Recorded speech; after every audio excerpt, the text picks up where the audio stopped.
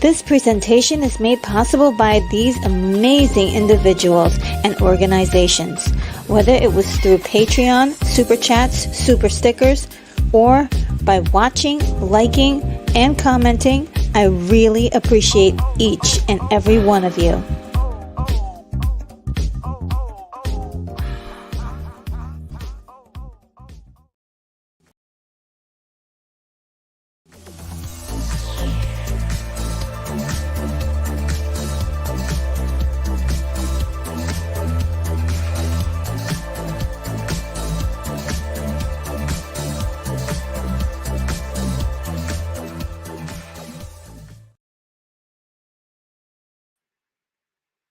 Hello, guys. How are you?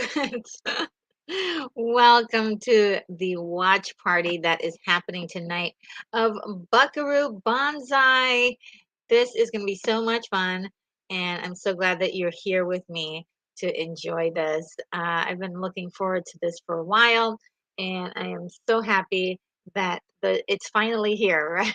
We had some really good ones. We had all that awesome Flash Gordon, and now we've got Buckaroo Banzai. We're going through the heroes, it looks like. And so I am going to check to see all of the friends that are in the chat today. Definitely excited about this. I wanted to warn you guys ahead of time. And I think across the board, many people are having problems with StreamYard today. I'm no exception. So I might be tuning in and out today when it comes to StreamYard. So if it looks like I bounce out of the program or you lose me during the stream, wait a few minutes. I'll probably be returning in just a few minutes. So let's see who's here. All right. Jakers88 says, I gotta meet friends for dinner tonight. I just realized that I'm gonna miss the live stream. Hope you have fun. I'll catch it on delay. I left my like early and is urging others to leave their like as well. Thank you so much, Jakers88, for stopping by and to say hi and let us know that you are thinking of the show. And yeah, I guess we'll see you in the replay. Um, let's see. And since you mentioned the like button, I will say this.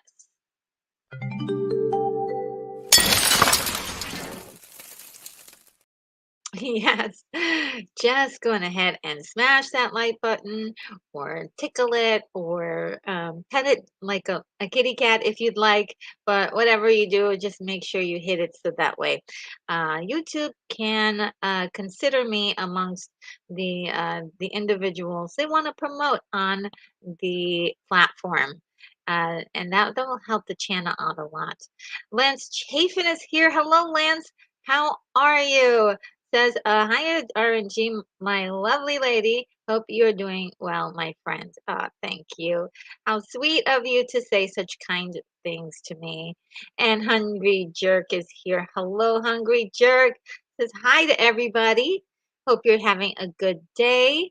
And Unicorn Rampant Studio is here and is saying hi to everybody. Doing the slow walk shuffle with some easy to handle pups before I get back into the recuperation mode. I've never seen this movie, and I thought it was only the seventh dimension. Yes, this is a really unique type of film, and I like it for that reason.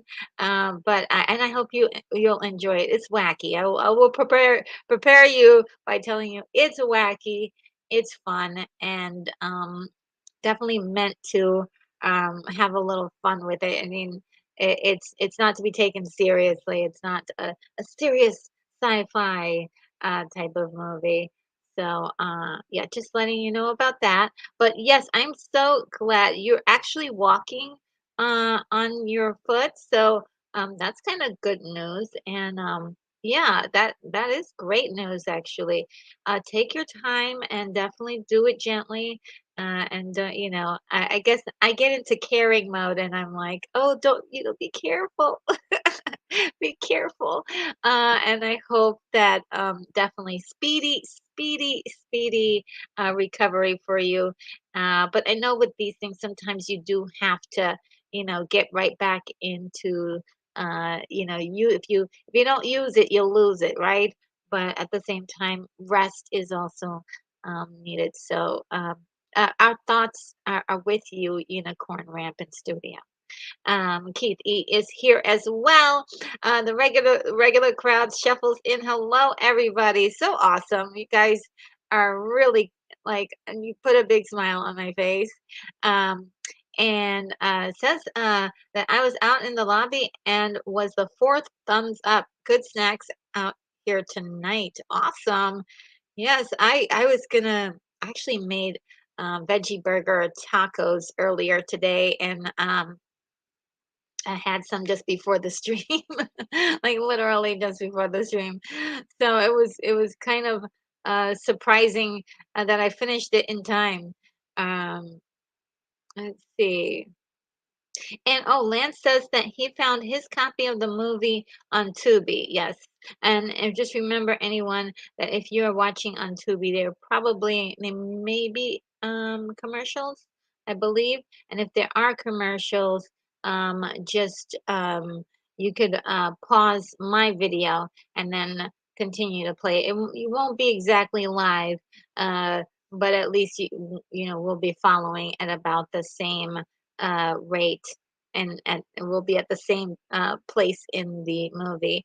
Adam is here and says, I had to work today, but I made it home just in time for RNG Saturday night event. Bring on the Buckaroo. Awesome. Woo!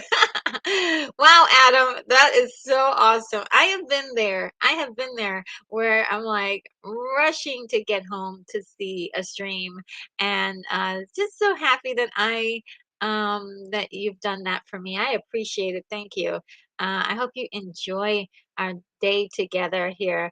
And Sean Innes says, "Hey, all, Lance, Unicorn, Keith, just saying hi to everybody. That is so awesome. Great to see you, Sean Innes." And the unapologetic geek is here.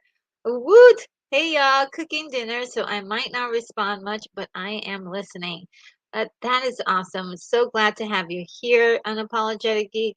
And I believe you do have a show tomorrow. I will try to watch that show that you're having tomorrow. That it sounds like it's going to be good. And let's see. I believe that Lance will be there for sure. So we will try to make that if we can. And also, Little Poet Boy is here. I'm here just to keep you guys company. Oh, that's so sweet.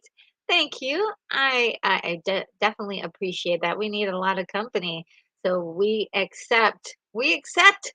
And Little Poet Boy says, I wonder what I have to do to get RNG to do my book narration. Oh, well, not much. Not very much. What kind of book is it though? That would be the only thing. Like, I'm not sure how, if, uh, i- if you think I'm good enough, to read your book, or narrate your book, uh, definitely send me an email and we'll discuss. We'll discuss. And Little Poet Boy also says, I never heard of Buckaroo. Don't even know what we're going to be watching. I should Google, but nah. You could like it's definitely a movie that is fun and interesting.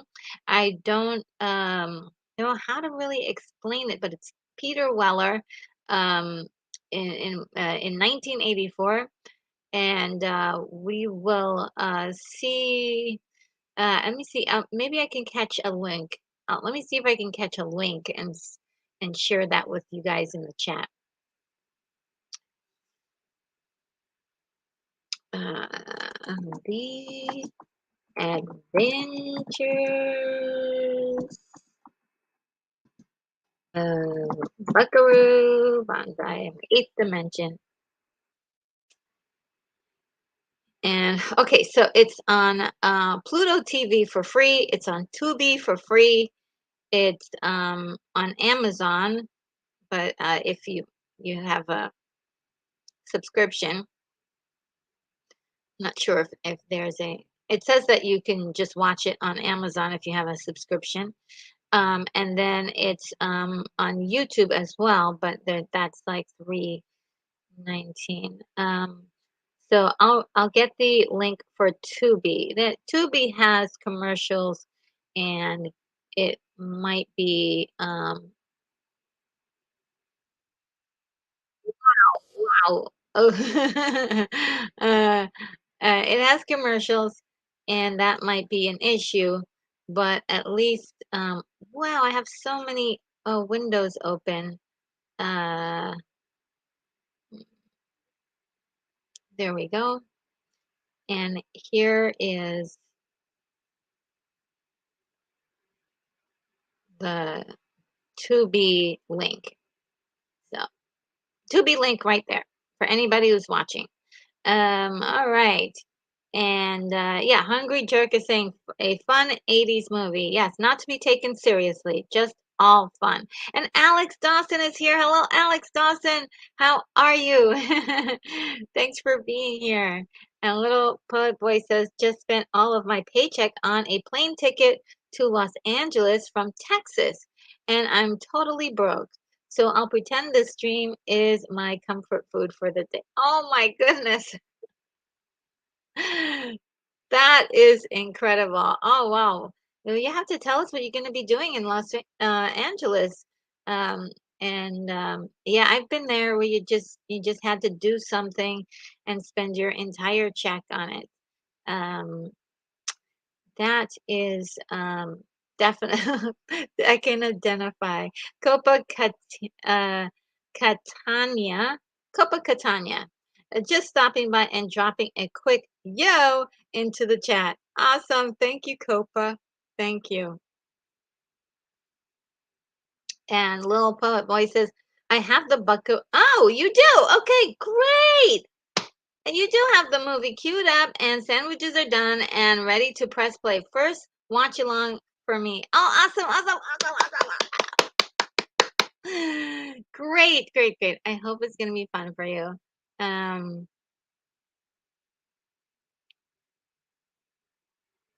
and let's see. Sean says, it looks like it's included on Amazon Prime. Yeah, if you have Amazon Prime, it is free.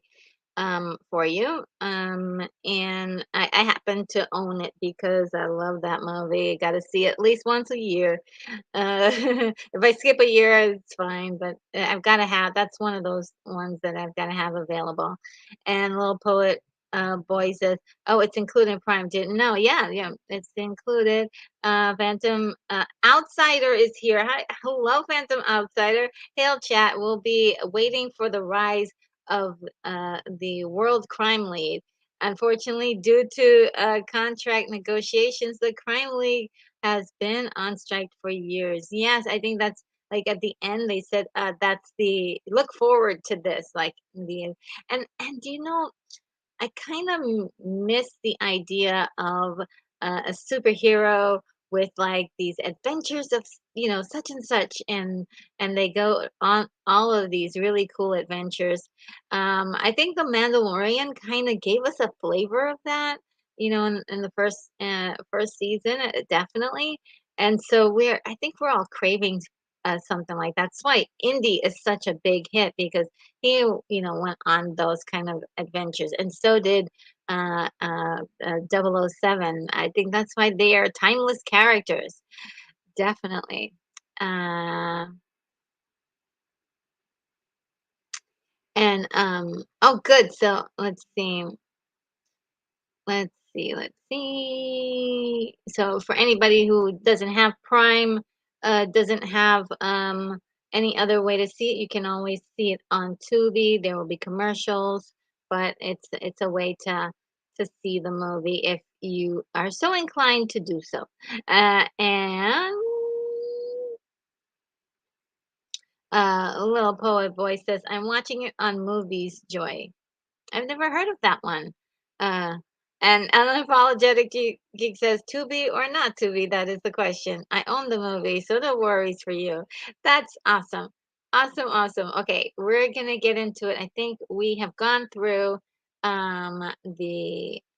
let's see, one more, Sean, and it says, it's been a few decades for me since I fully watched it. Yeah, it's been a little while for me as well. So it will be fun. And a cool line from the movie, Lance Chafin says, "There you are." Yep. Okay. And Lord Thoth is here. Hello, Lord Thoth. How are you? He also says, "No matter where you go." And then the last part is, "There you are." I gotta have the complete quote there. So good to see you. Thanks for being here. All right, and so let's see if I can get some things queued up here. We've got the banner, which I'm going to put down to let any newcomers know what we're watching, um, and any instructions that they may need. What else? Anything else to address? Um, there are a few scandalous moments or grown up moments in the movie. I hope that we can keep it very PG in the chat. that would be very nice in case there are any kids watching. Um, because I remember seeing this when I was a kid, and all the grown-up stuff just went right over my head. But I'm sure, and my mom or was not any like she wasn't gonna say like, "Hey, that's that's a scene that's grown up," So if we could just make sure not to say anything too spicy in the chat.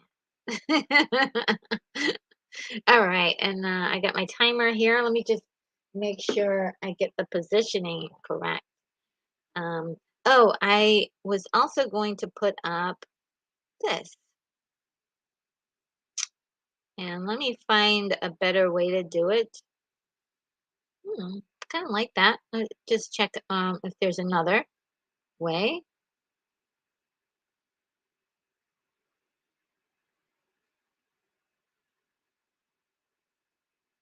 Um,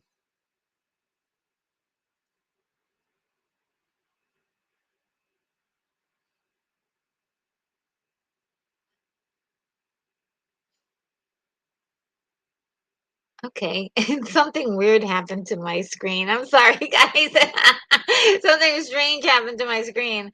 I like that. What do you guys think? That looks good. There's another one. Mm, I think, well, definitely not that one. You won't be able to. There we go. I think this is a great one. There's also this one. Um, I'm liking that. I'm liking that. It just, it does cut me off a little bit, so um, that's the only problem. The only problem is that we can't see the timer. So let's see. Um,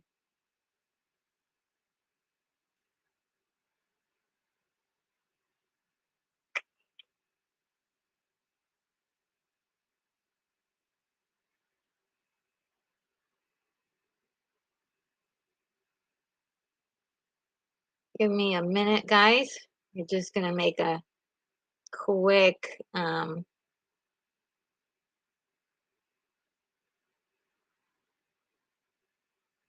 Wonder if that will do it.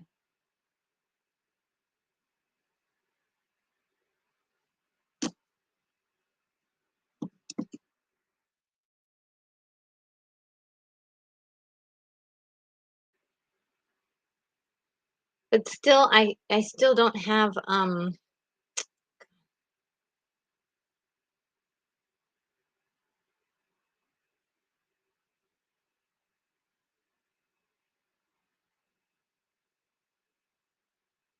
Okay, that's not working.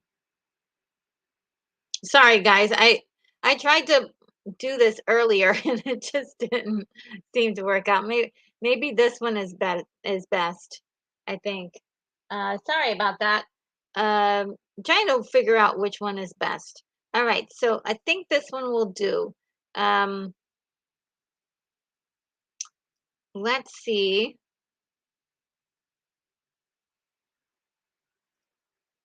Um,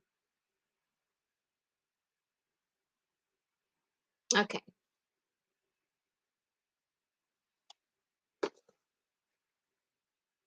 All right, guys, we're almost there. So, the way it works, as we all know, is I have my copy and you have your copy, and we watch our copies together. And we follow each other by this timer here that I am going to use to kind of match my timer up with your timer. Okay, we see how that works. It's been doing pretty good so far. Let's see. Wait 1 second. I'm having a bit of trouble with my there. That worked. Okay. Uh, I'm having a little bit of trouble with my with StreamYard. I was telling you about this already, but this should be fine, much better. Okay. Let's see if you guys had any extra things to say to me in the chat because once I start this, I won't be able to see your comments in the chat. I do have an auxiliary computer over here where I can sometimes look at it when things aren't like, well, it's, a little lull in there's a little lull in the movie, so I want to make sure that you guys know that. And if any newcomers come in, if you can spread the word that I won't be able to respond to them directly unless I happen to look over on the side. So let's go. Let's see who is here. Um, okay, so we did. Uh, Sean Ennis says, "Hey, you're perfect, Tommy." Yes, one of my favorite, one of my favorite quotes in the movie puts a smile on my face. And Lance Chafin says that Thrash has to work tonight, but he says hi to the chat. Oh, wow. Okay, well, if Thrash, it gets a chance, sometimes he gets to a chance to watch the replay. Thrash, hello there. I hope you had a good time at work and definitely we're thinking of you. And let's see. Oh, look, John Walker is here. Hello, John Walker. Hope you are doing well. Thank you for hanging out with us today. And Phantom Outsider says, semi spoiler. New Brunswick, New Jersey isn't as nice as shown in this movie. I'm in central Jersey, and these days I avoid that town like the plague, which they may have, which they may have there. I'm not sure. LOL. Yeah, it's funny though. I think the 80s, lots of time has passed and things have changed. And so, yeah, I'm not sure how it is there. I don't think I've ever been to New Brunswick, New Jersey, but um, yeah, I could see how it's changed. Laura Toth says, "Giddy up!" Yeah, uh, for one of our favorite actors in a cowboy outfit. Which we will find and we will see soon. And Keithy says, I worked at both the hotels, had exit 9 on New Jersey Turnpike, quite the po- police play, snow police. They, but they were enough. Oh, interesting. Um, I wonder if Siri is messing with you again. I'm trying to figure out what you're saying. Quite the police play, snow police, but they were there enough. Yeah, I definitely need some interpolations there of what the end part was there. But you worked at both of the hotels. Um, so cool. uh, Zombie Box Review says, Hi, Retro Nerd. Thank you for being here, Zombie Box Reviews. Hope you are doing well and thanks for joining us. Also, Brogu is here. I love the name. Brogu, welcome. Hello, Retro Nerd Girl. New fan here. Oh, thank you. I'm so glad that you're here. And I just love the name. Just love the name. Brogu. One of the best. I love it when something as simple as a name can put a big smile on my face.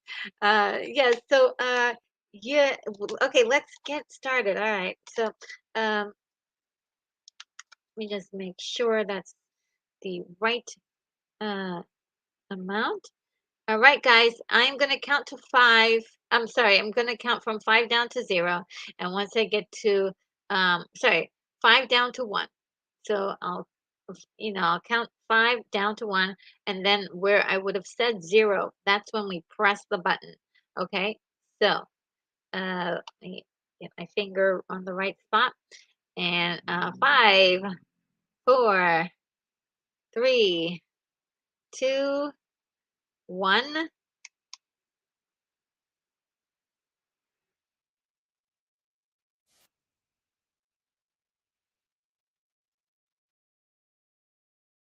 All right.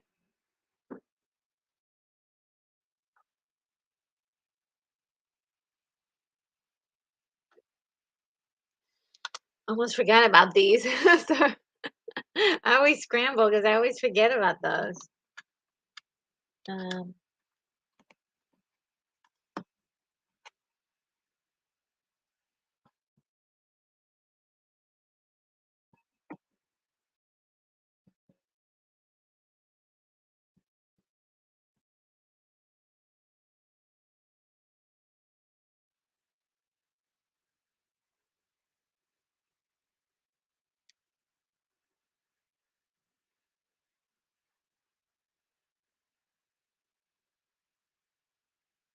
Oh gosh, there's stuff to read. Okay, Buckaroo Banzai, born an American to an American mother and a Japanese father, thus began a life as he was destined to live it, going through several directions at once. A brilliant nourisher and restless young man grew quickly dissatisfied with the well. Anyway, and now with his astounding jet car ready to for a bold assault on the dimension barrier, Buckaroo Banzai faces his greatest challenge. I couldn't read that fast. It went through it fast, sorry.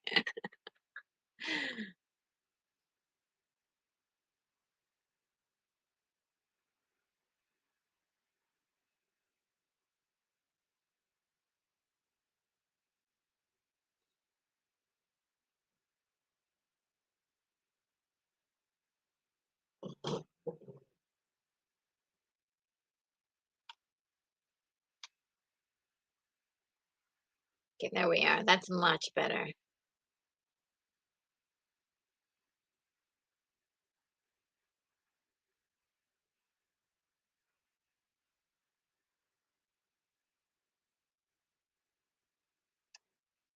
Got a little Zevia here to help me out.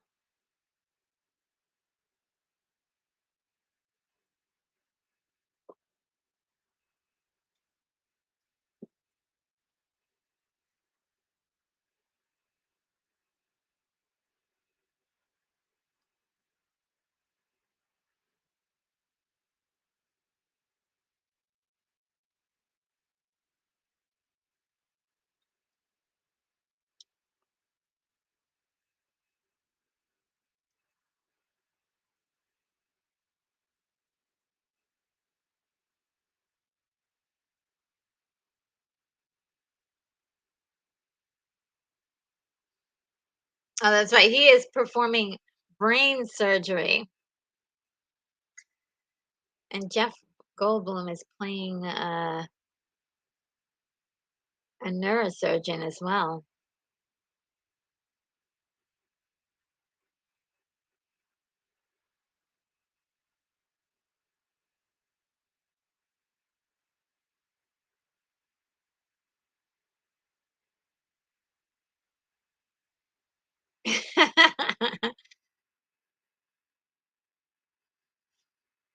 Meanwhile, he's supposed to be here.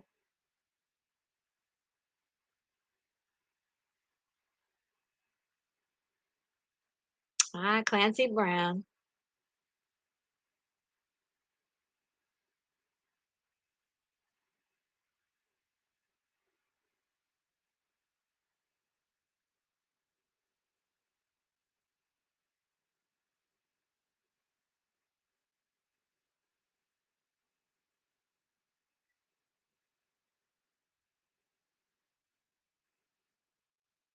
It's really kind of cool how he's just recruiting people for his team uh,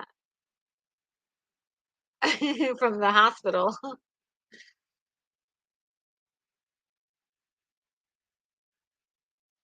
Oh yeah, his name is Rawhide, Clancy Brown's character. Let's see what you guys are saying.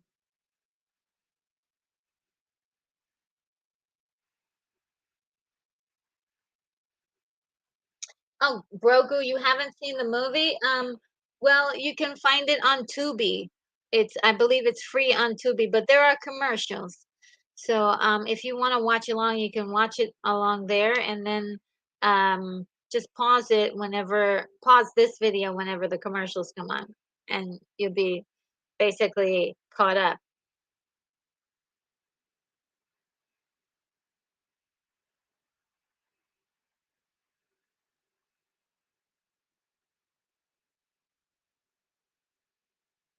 They have terrible, old makeup on that guy. Ooh, here it is. This is the, over something, uh, gosh, guys, help me out. What is it? The overdrive? Uh, it's like, the over something. Oh, they'll tell us in a few minutes what it is. It's a special device.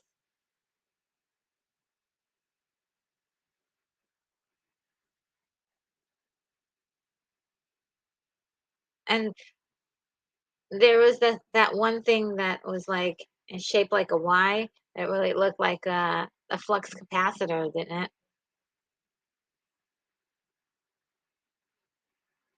Power on.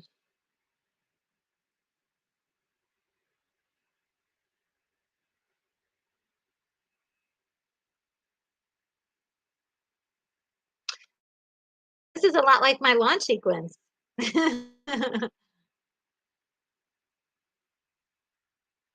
All right.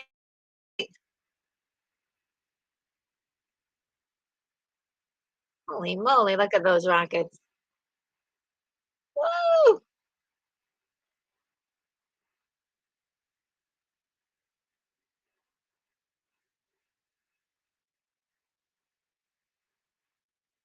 Countdown.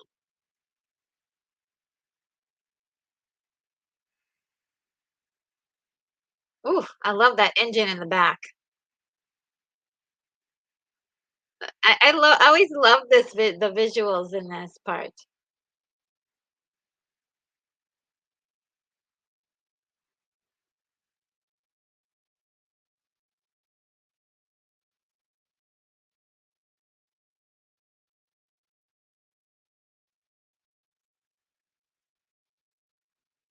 Old school green screen.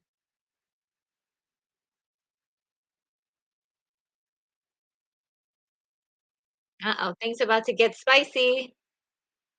Woo!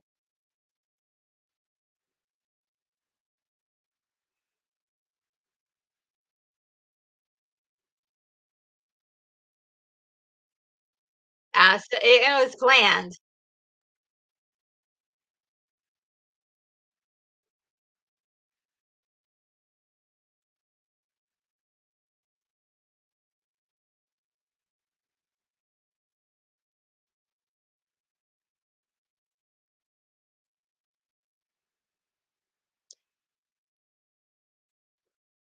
Did you see what they did there? They they went by 3 times. They shoo, shoo, shoo.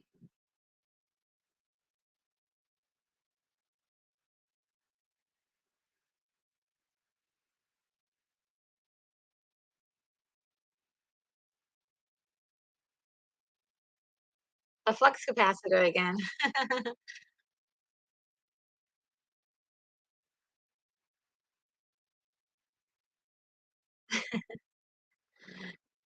I like the way they're manufacturing this emergency, like, "Eject, Buckaroo, eject," like, "You gotta get out of there."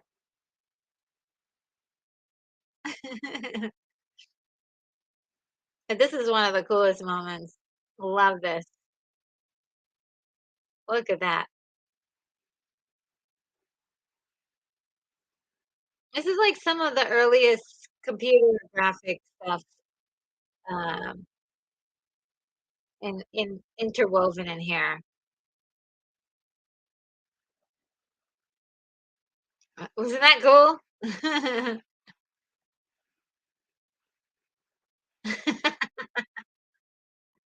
They used a naughty word.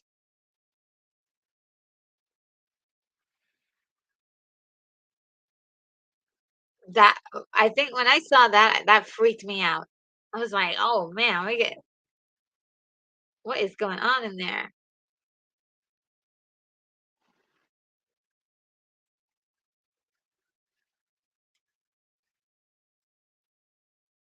I've always wondered if it was possible for him to live in there,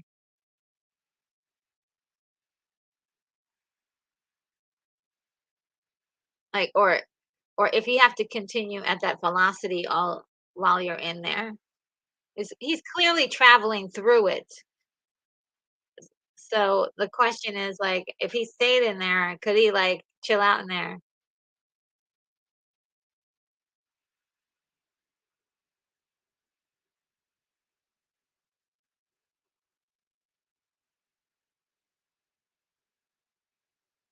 Woo, that thing is done. I think it's done.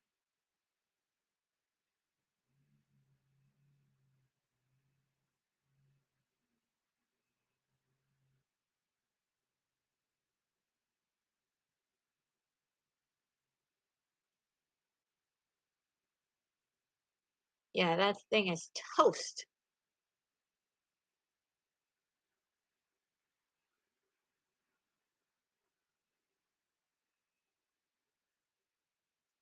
Let's see what you guys are saying. Uh, little poet boy says, "Wow, Lan Clancy looks young AF." Yes, yes, very young. I mean, everybody. Uh, Peter Weller. I mean, my goodness, they're kids.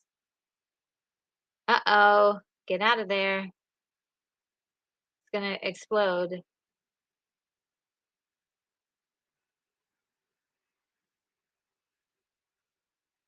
Ooh, ew.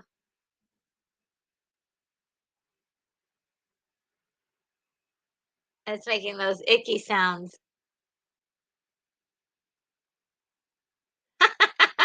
This guy. Oh my God, this guy. Let's see what you guys are saying. 88 miles per hour, yeah. Oh yeah, yeah, yeah. Absolutely, Sean. Definitely Back to the Future vibes there.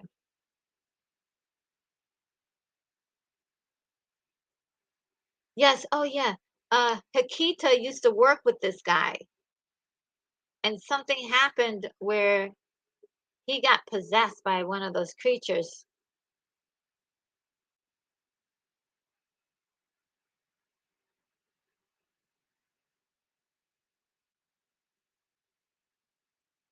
He's so weird.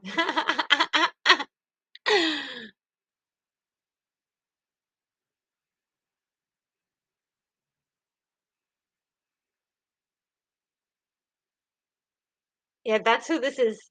Emilio Lizardo. Ew. Ew.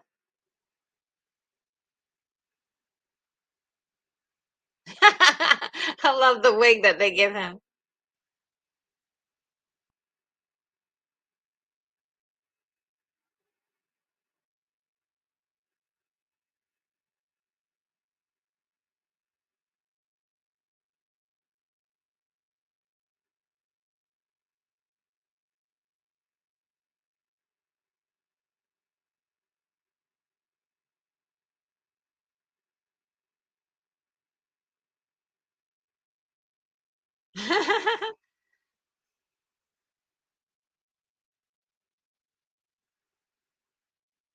Ooh.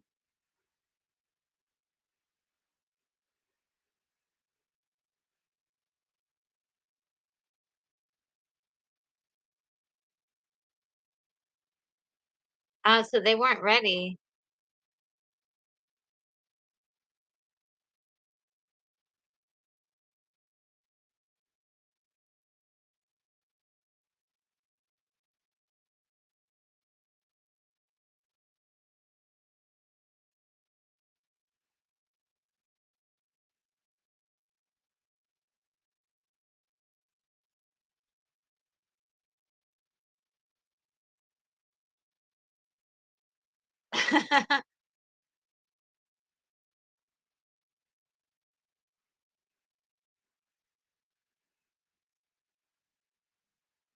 Wow, isn't that cool?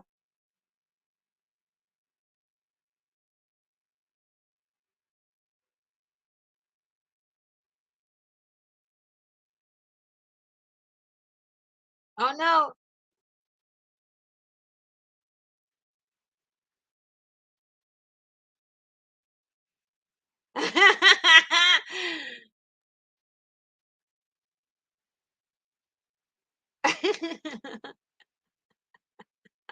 What an actor. Such an interesting.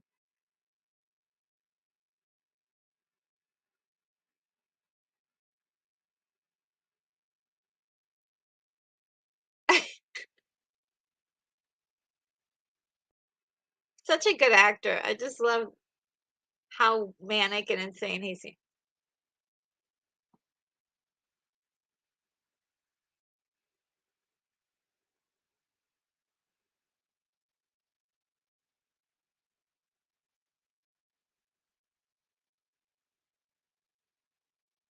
He wants to go home.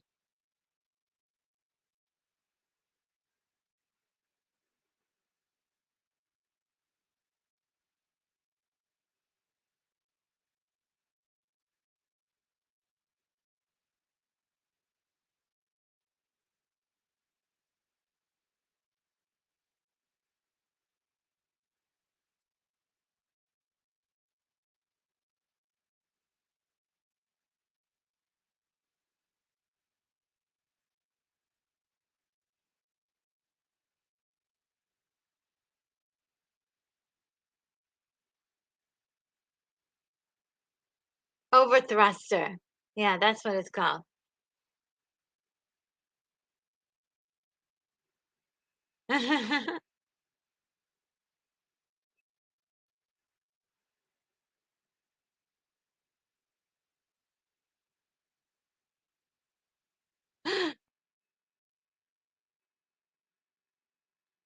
So wild, so weird. Let's see what you guys say. Unicorn Rampant Studio says this is radical. Oh, Toth, Laura Toth is saying, share, subscribe, and hit the bell for notification. I didn't even think about it. Thank you, Laura Toth, for letting everybody know that. Thank you.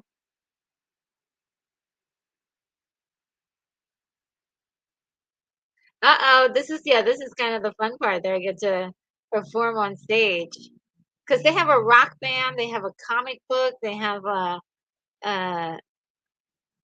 they do everything. Performs brain surgeries. Buckaroo Banzai is just like incredible. And his band is called the Hong Kong Cavaliers.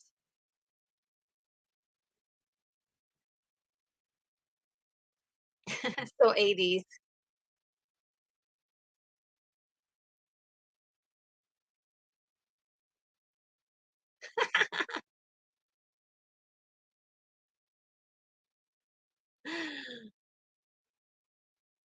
Uh-oh.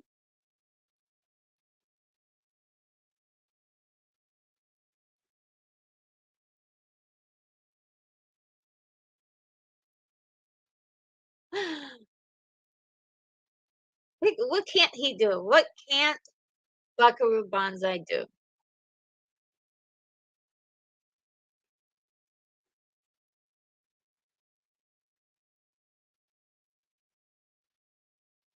Trumpet? Okay.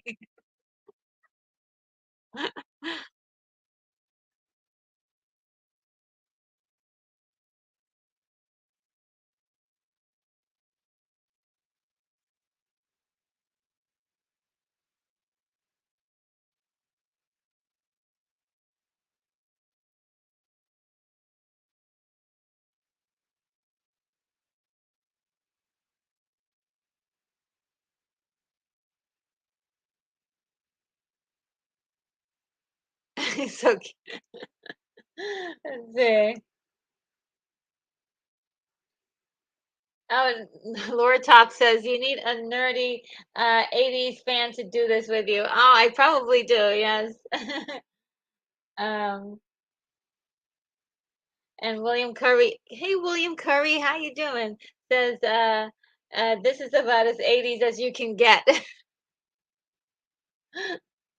And oh, Kevin Appel is here. Oh my God, nobody talks about Buckaroo Banzai. It's one of my all-time faves. Yes, it's so good.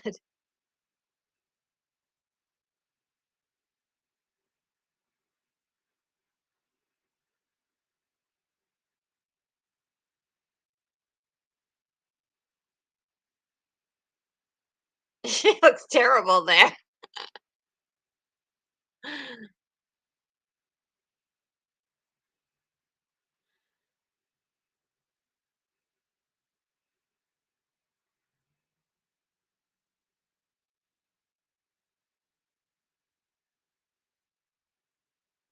Aw, he's so nice.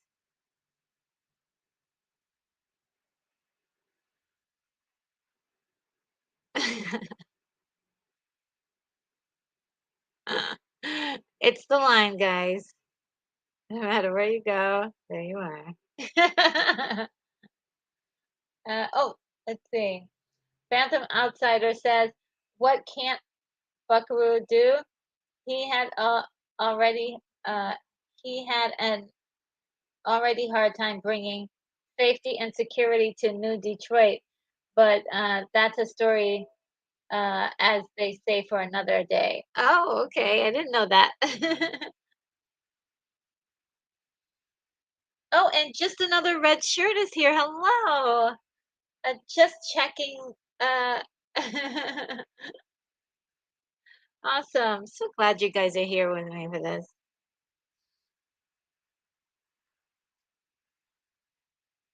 Even his band members are like, this is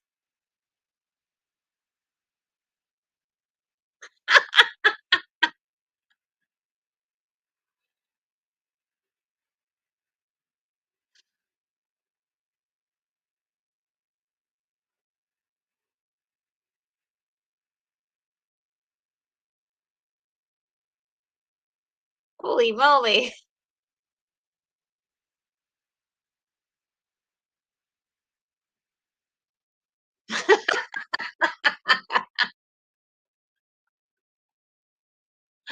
She's so crazy.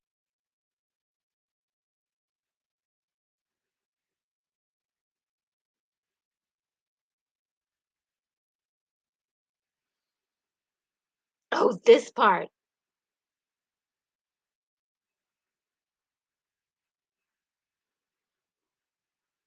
So up until this part, I thought this was all fun and games, and then all of a sudden,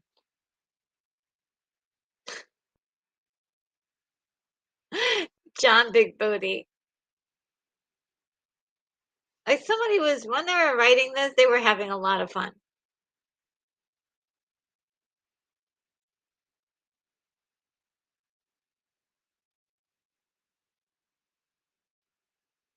Oh,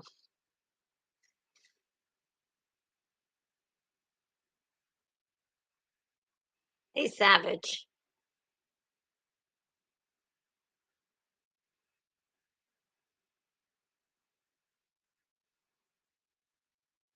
You got the TV.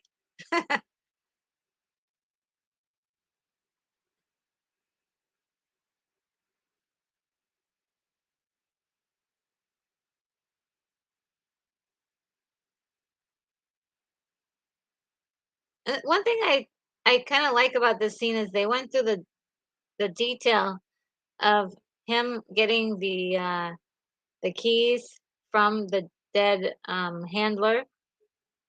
And by the way, you guys remember those phones that they used to hang on the wall like that? Look, even there's even a Buckaroo Banzai video game.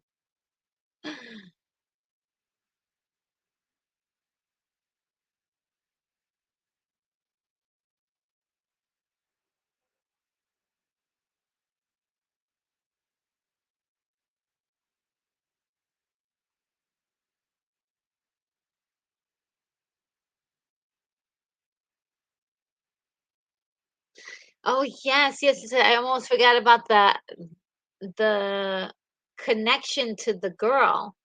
Um, her, I guess he married her twin sister, and didn't realize that, you know, they didn't even know that they were related, didn't know each other. So when he sees the twin, he's like, "Who's this?"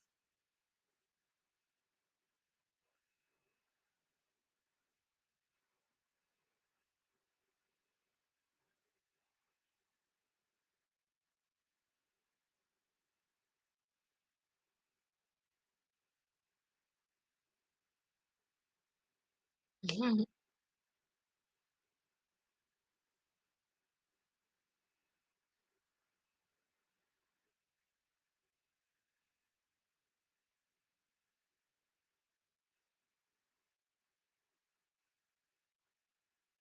kind of interesting, this like travel bus you think, is going to be decked out with all the amenities is like a little um, command center for these guys. It's a nice little detail. Oh, a nice big detail.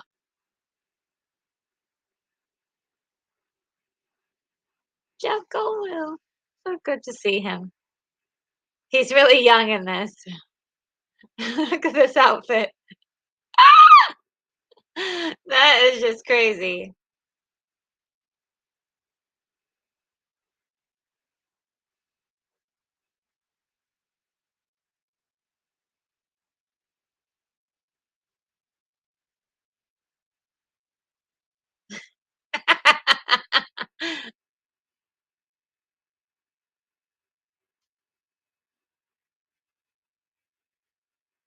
There's so many secret dirty jokes in here that's really bad. So you gotta watch it for all that. I wish this was the show to do it, but it's not. uh, and William Curry says, "Big bootay, tay tay." And Stunt Brat is here. Hello, Stunt Brat. How are you? How's everything, Stunt Brat? Yeah, we're watching Buckaroo Banzai.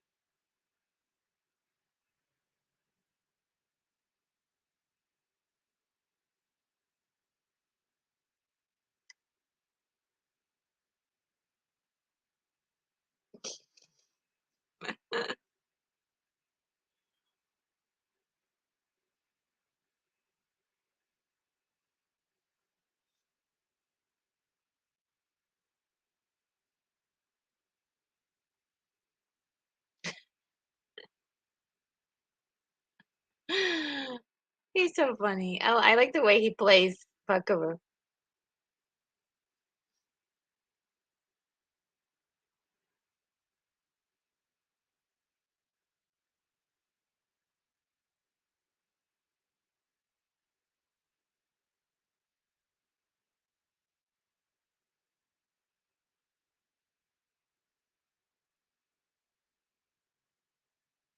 This is where he figures it out.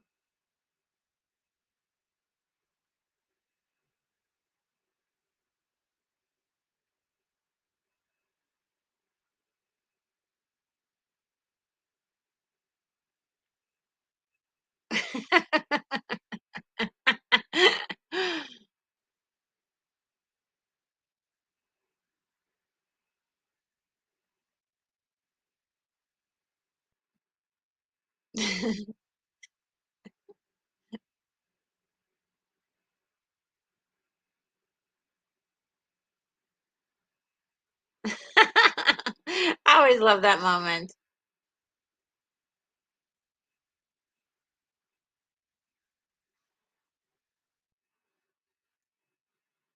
See.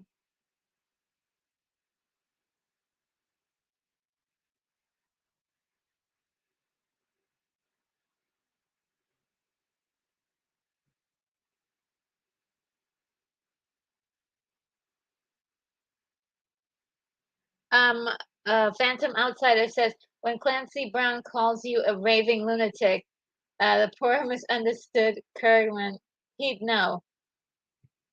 Clancy referred to Kergman as misunderstood.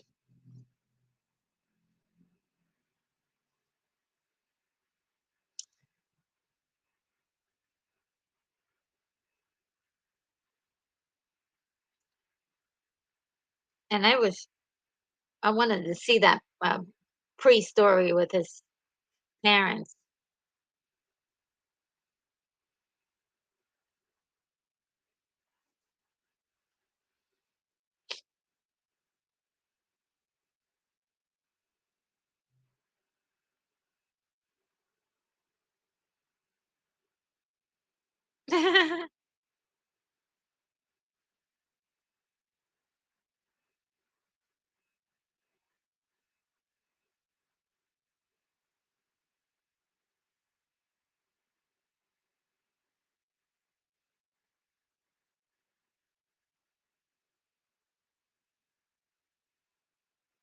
So cool. He's still embarrassed about being heard.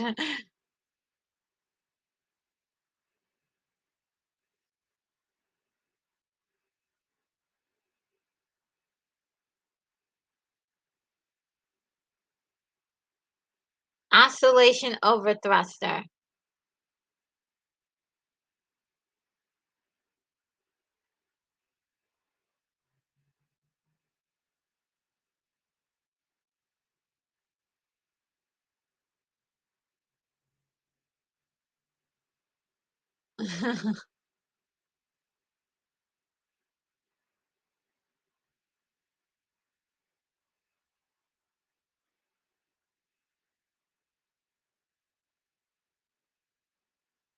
She's falling for him, guys. I think she's gonna fall for him.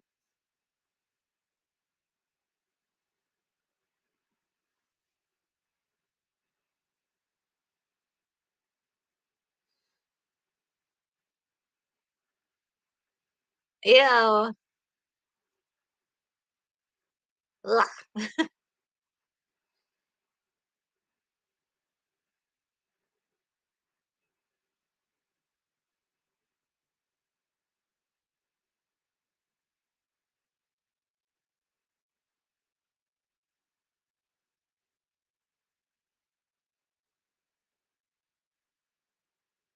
Uh-oh. Look at this one. Look at her.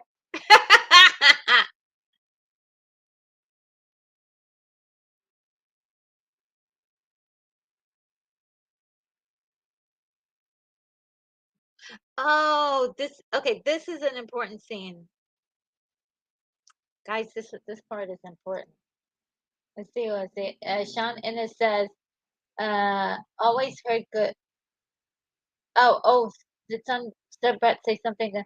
Uh, my stunt brat said my stunt mentor had worked with and was pals with Jeff Goldblum. Nice guy. Oh, cool. So cool. That's awesome.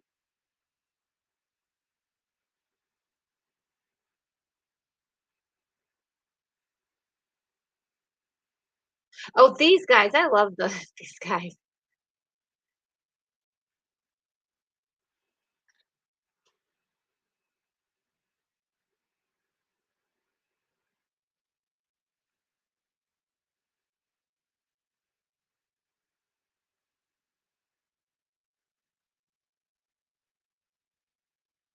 That's what I like about this movie. There is a nice rhythm to the pacing. There's always something interesting happening. Wacky, crazy, but interesting, you know?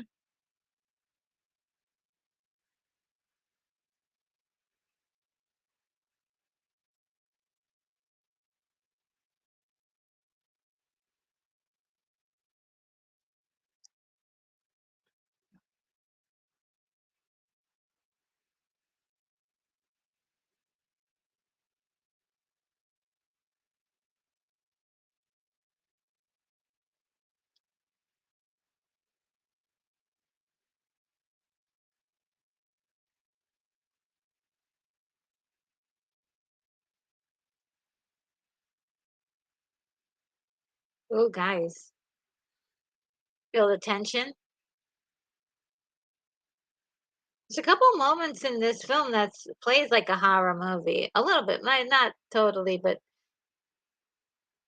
there's like a little tension that just like comes through. Um, Love those moments.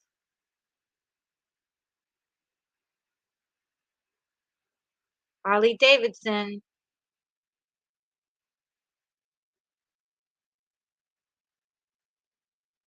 Yeah, they must have done a sponsorship.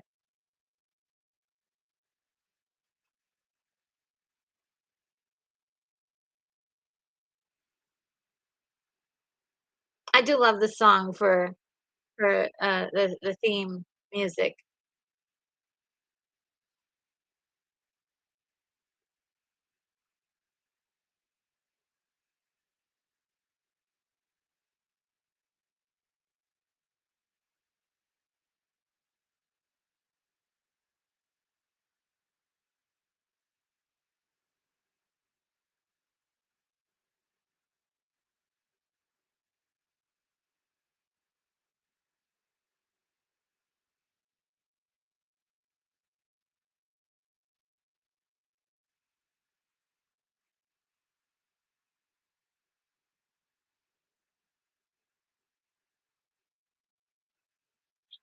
Yeah, it looks like a bird with wings, actually.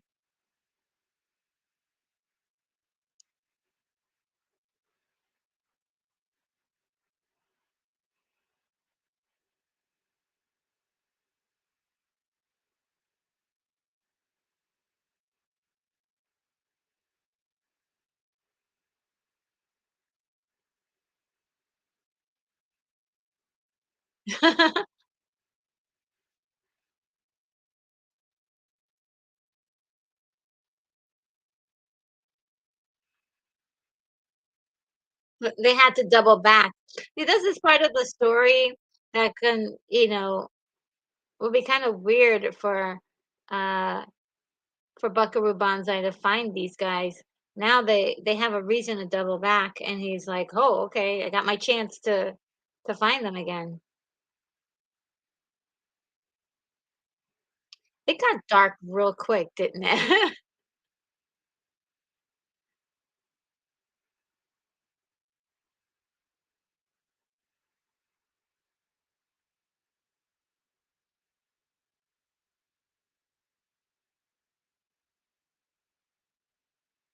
Oh, I think something's gonna happen.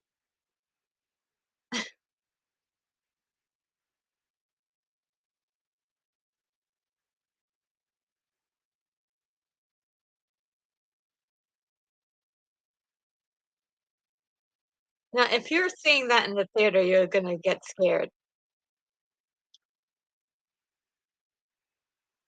right? Because first you only see the leaves, and then all of a sudden, like, this huge rock.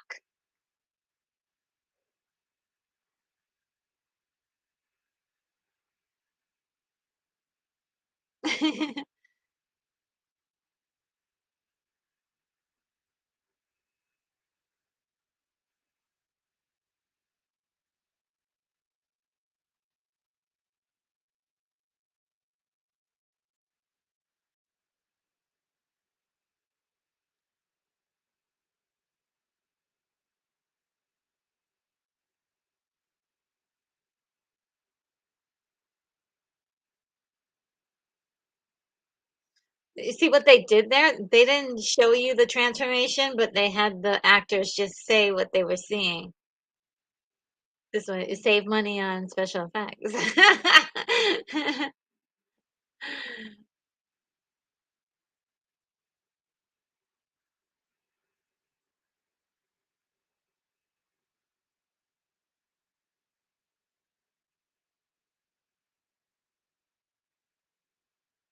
It's Buckaroo Banzai.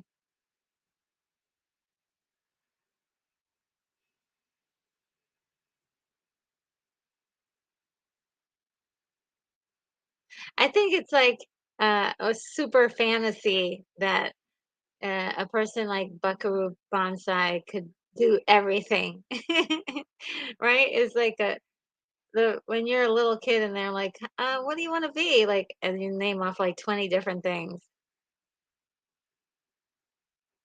That's Buckaroo Banzai. Let's see what you guys have to say. Um,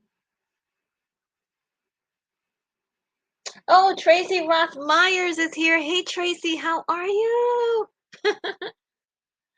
Uh, let's see.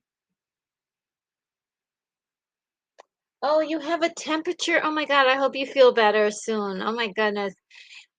Yeah, my prayers are with you. Oh no, 100. Ugh.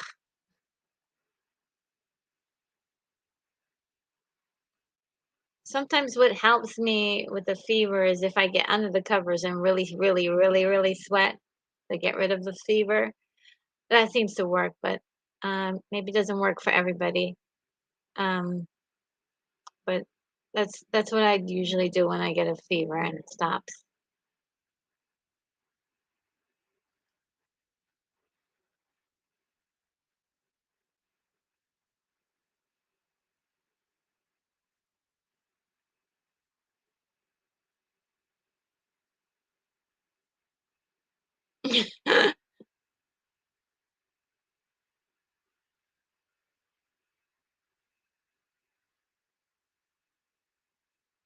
That's a running theme with that character. He's like, "Nice night." He always kind of says something like that to uh, normies, I guess, or humans.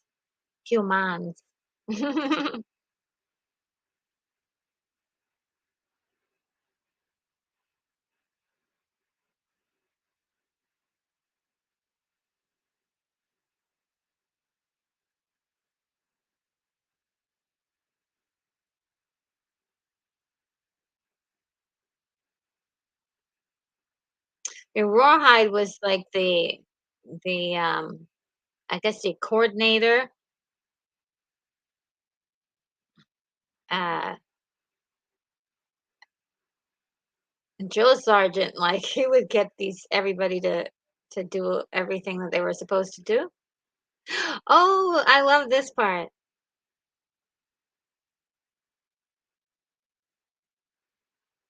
These are fans that are fans of Buckaroo Banzai that are ready to help.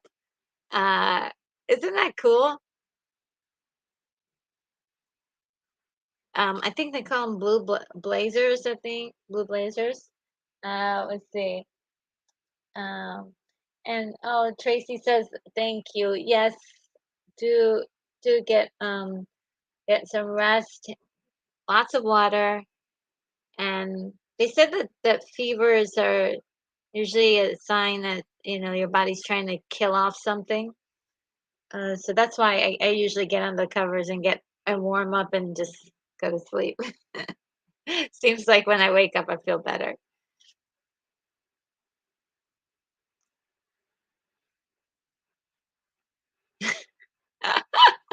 Christopher Lloyd in this, he's just so great. He's like, well, I guess we'll just start breaking it down. They picked the best actors to play these aliens.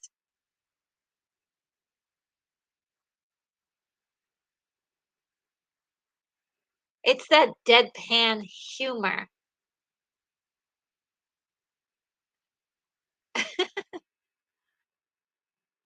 Couldn't have thought of putting it anywhere else. Right on his forehead. And for all you know, like he spent the rest of his life with that formula on his forehead.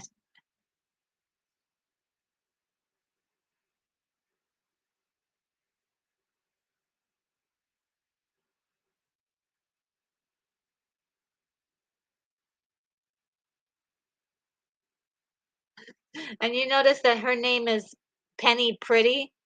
Um, and it's like, right on the nose.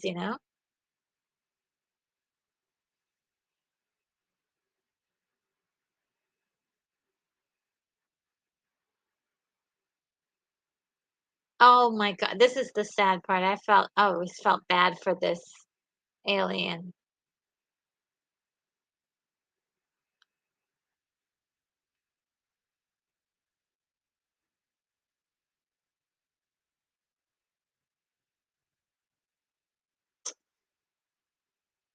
And this right here is very unique, very interesting.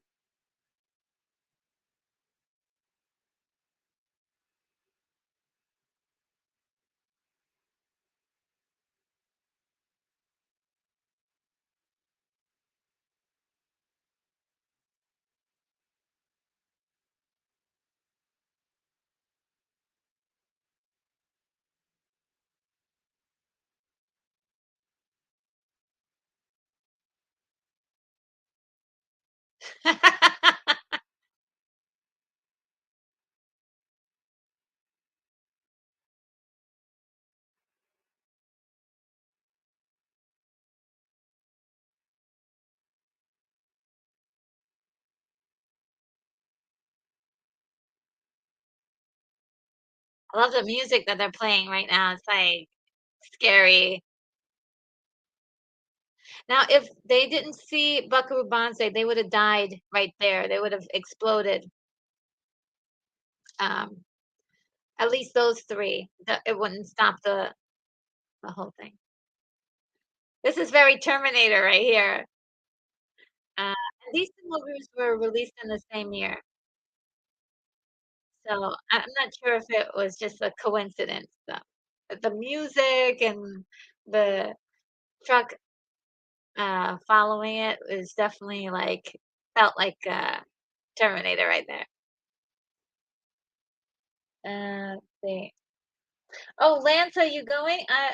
Lance says, guys, I'm off to see some of you tomorrow. Okay, love your RNG. All right, you have a great day, Lance. Thanks for visiting us and hanging out with us for a bit, and we'll see. I'll try to see you tomorrow. I hope that I'll be able to. But and if not, I will definitely catch the replay. But have a great evening. Take care of yourself. And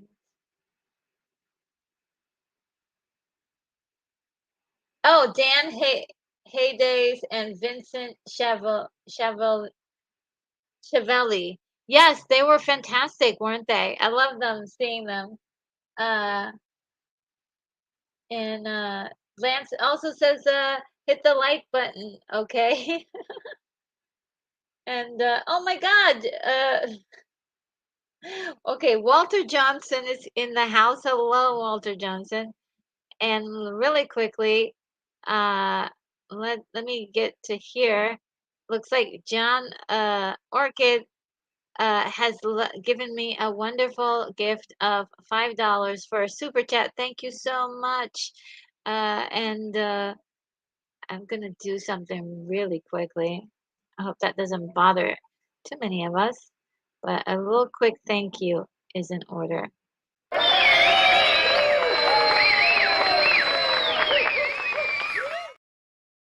All right. Thank you so much. I appreciate it.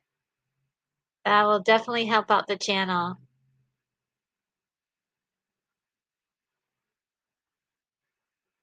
Oh, this part is really weird. When I first saw this part, I was like, oh my God. Everybody's name is John, and they're all applied for Social Security numbers on the same day.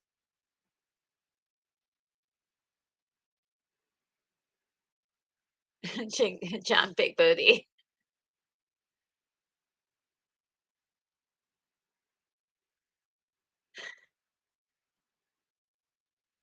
Isn't that hilarious? The last names are just,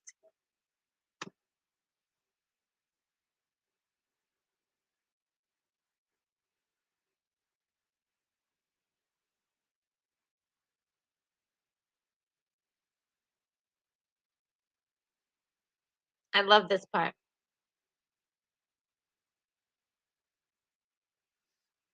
Jeff Goldblum is doing Jeff Goldblum things again. He's being all Jeff Bloomy.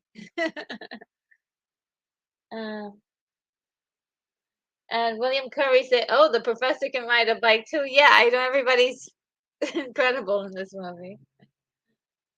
Well, you have to be able to do that in order to hang out with Buckaroo, I think. Oh, and Darrell Johnson is here. Darrell, how are you? How are you doing? Uh, and Jack is here too. Hey, Jack. You guys are so cool. Thank you for being here. Yeah, if you've got Amazon Prime, you could go ahead and join us. I believe it's for free for those who have Prime. It's also on Tubi as well, but there will be commercials on Tubi. FYI.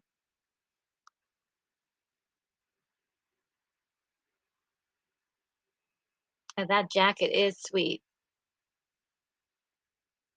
I want that exact outfit, to be honest, with the boots and the leggings, everything, except for the sneakers. Not my type. I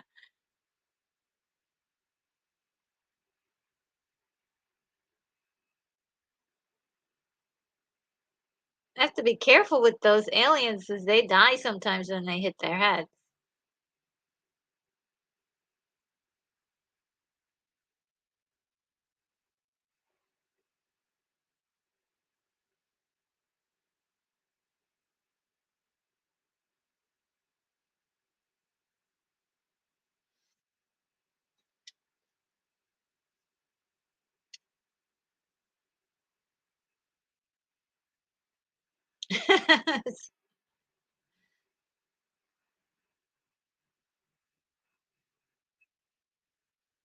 They have, like, killer spit, I think. They just spit at people.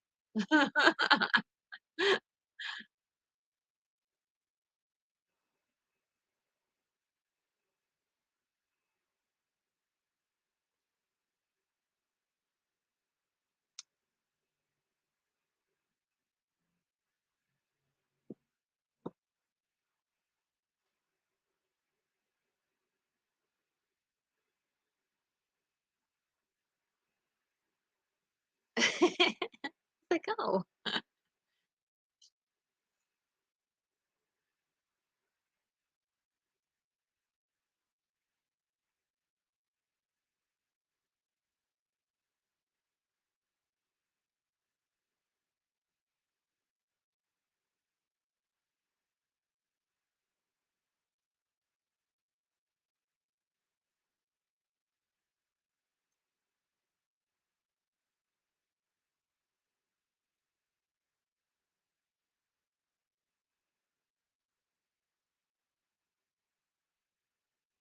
I would have loved to see this part of the story.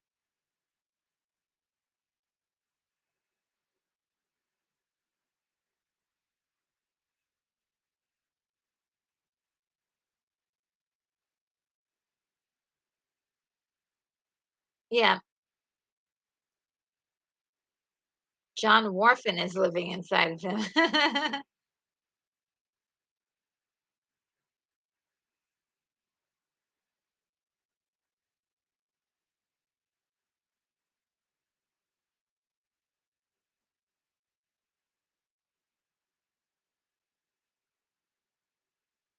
These masks are hilarious. They're made with, bubble wrap. Let's say, some back oh, it says, "Retro, I'm sending you that outfit from Amazon." I'm getting an outfit? Oh my god, thank you, Brett. You're so sweet. Oh my god. Stop it, you're gonna make me leak. I'm leaking. I'm leaking, it's official. Oh my god, thank you so much. You are so sweet.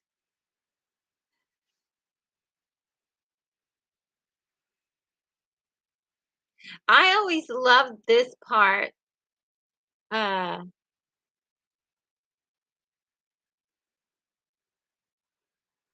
Uh, this is, Rosalind Cash,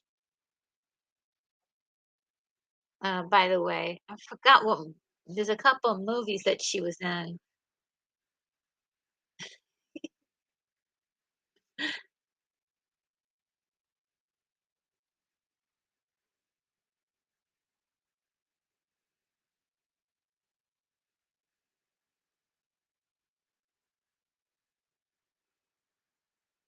Her accent is so cool.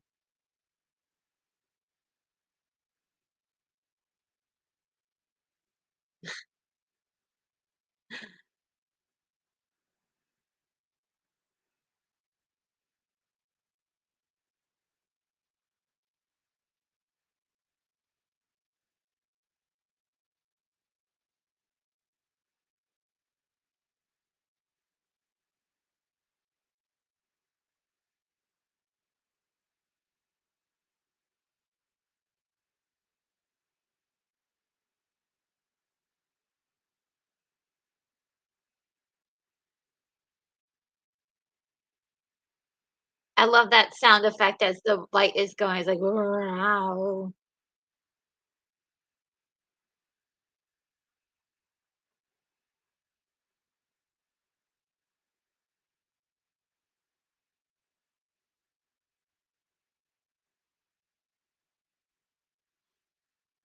But aren't those aliens on the premises? Well, there's four of them, right?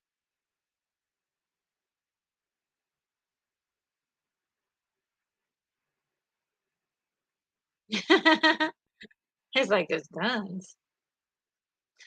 I'll see you guys.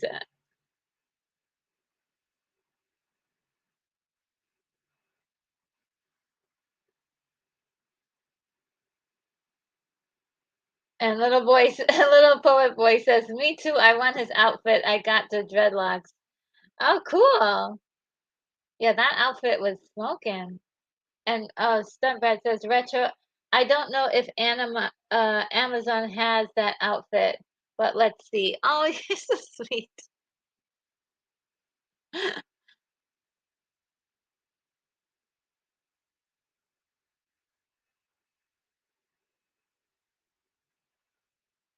So again, we don't know how his wife died, uh, which is very interesting.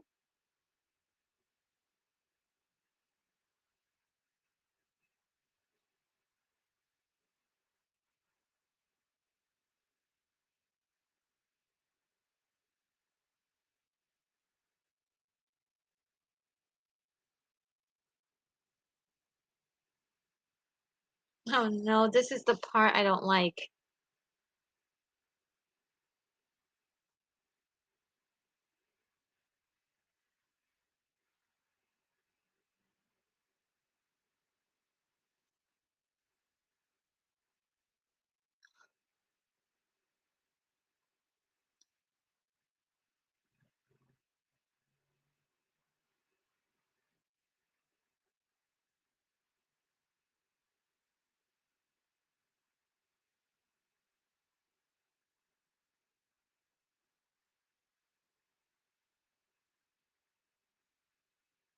Oh, ouch.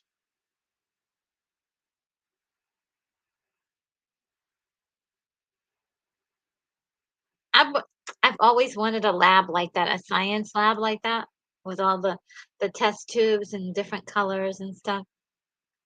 Just for fun and aesthetics.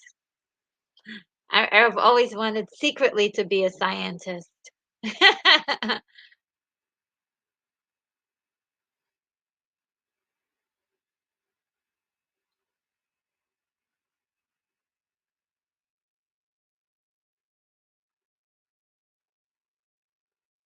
Oh no.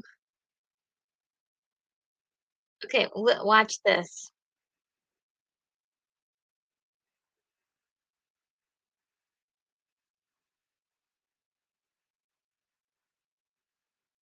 Look at how brave he is. He's so brave. He didn't even say like, "Oh, I need help" or anything. He's like, "No, I'm okay."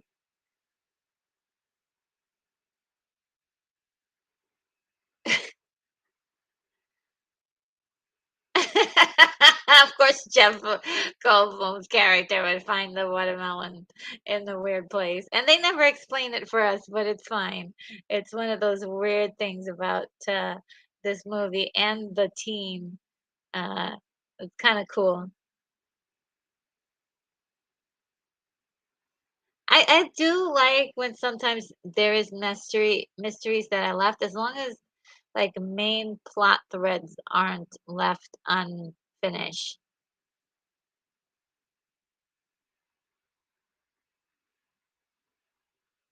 Okay, okay, so if she would have stayed in the room, she would have been just fine.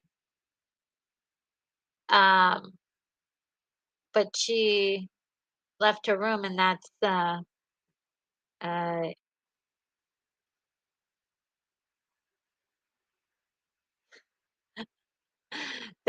this guy is so cute.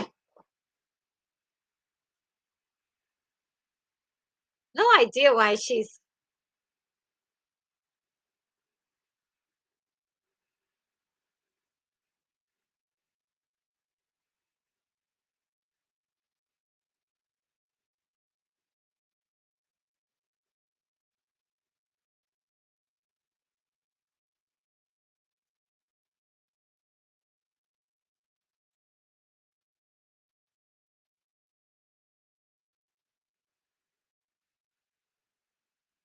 It's like that's his that's his thing. He's like, "Nice morning, huh?"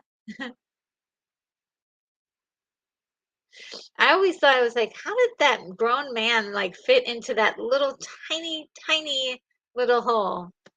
It was just that question that is very interesting.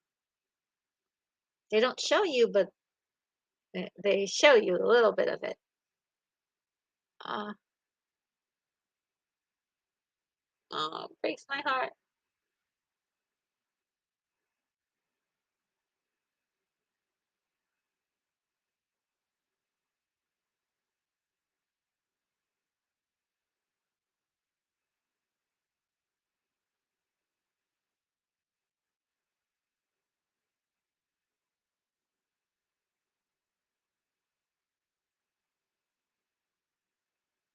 Ew.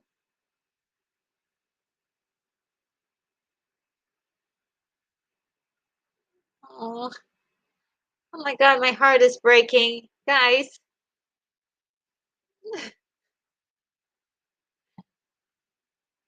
Oh, he's even like giving orders. Just his last breath is telling everybody to get back to work. Oh man. Oh, let's see what you guys are saying. Uh, Jarrell says Jamie Lee Curtis played Buckaroo's mother in a flashback, but this scene was deleted. Oh wow, Jarrell, you know some things here. Awesome, the detail. When it came time to film the end title sequence where Buckaroo and his friends are walking around to dry Los Angeles at aqueduct in step to the music wasn't ready. Oh, that's a great trivia. Uh, thank you so much, Darrell. Thank you so much. I love great trivia.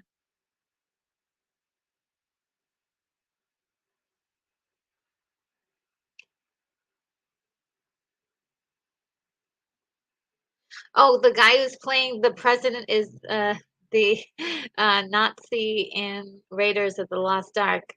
Uh, the the one with the glasses, the bald one who had the uh, imprint on his hand. The- It's like great makeup, how they made him look different.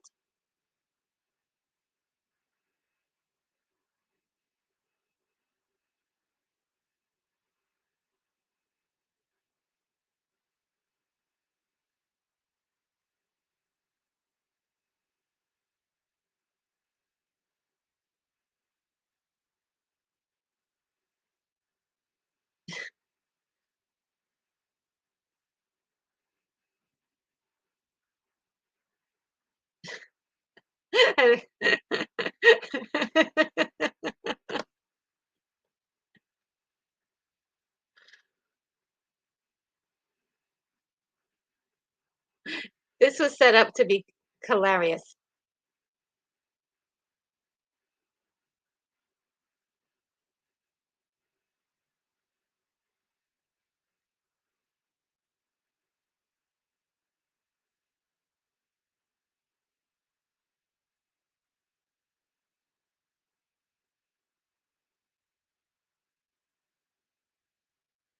Oh, electric brainwashing. How cool.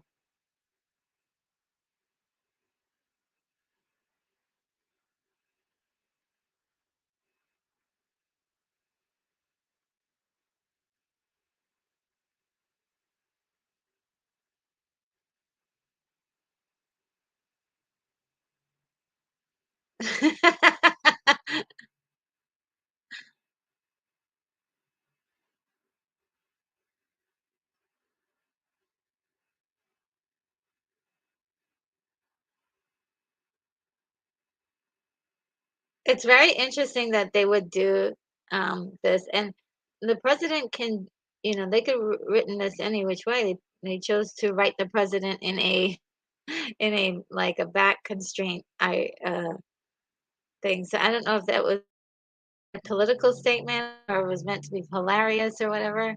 But I thought it was interesting.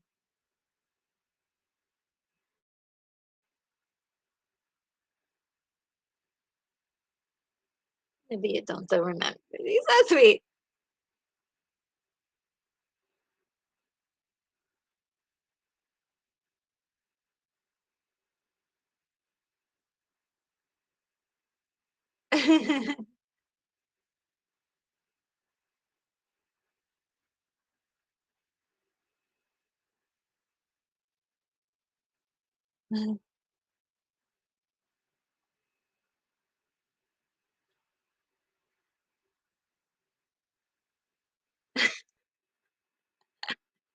Ew, ants. Oh God, Lord, no.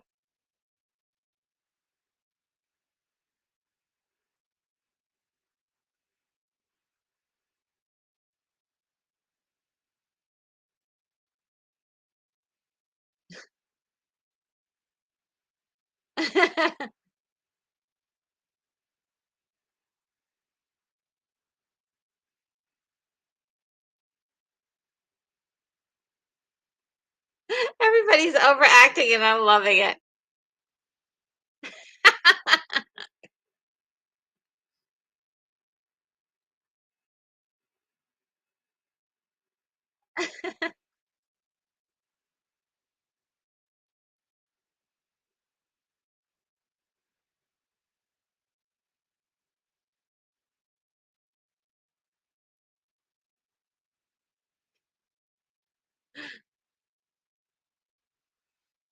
It's hilarious.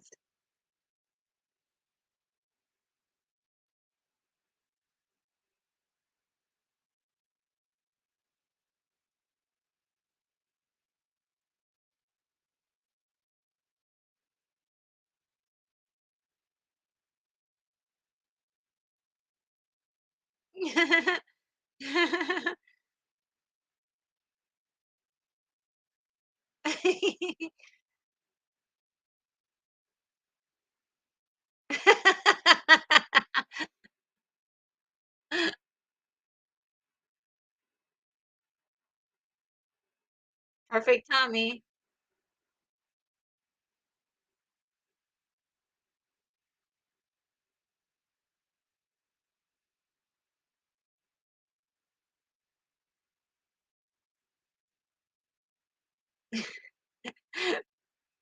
They're bringing the child into the battle. This is really interesting because we just watched Mandalorian season 3 finale, and we're like, why are they bringing a baby into a battle? Not the first to do it. So look, did it right here.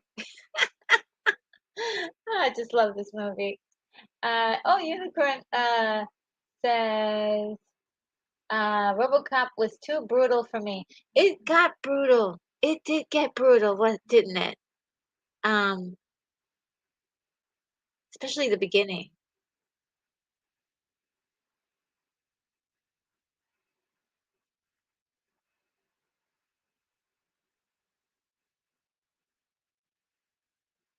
Okay. I love it when you're like, "Oh, let's not panic," and then the next moment it's like, "Oh, let's panic."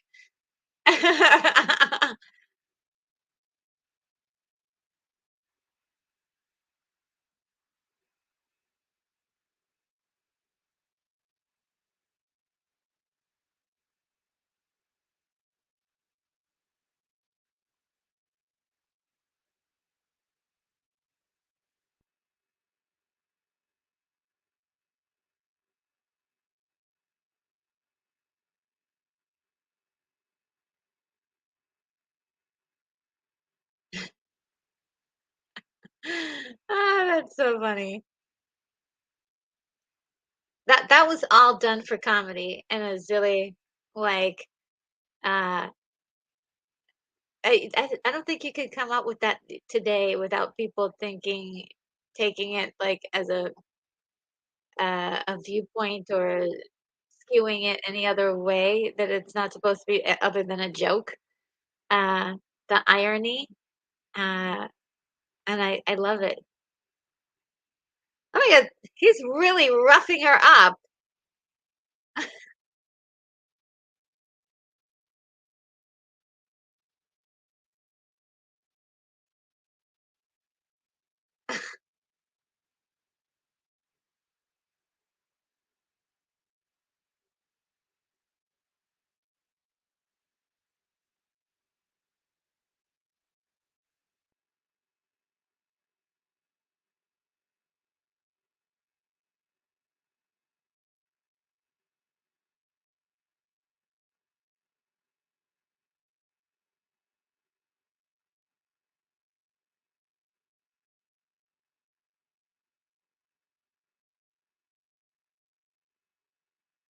Ooh.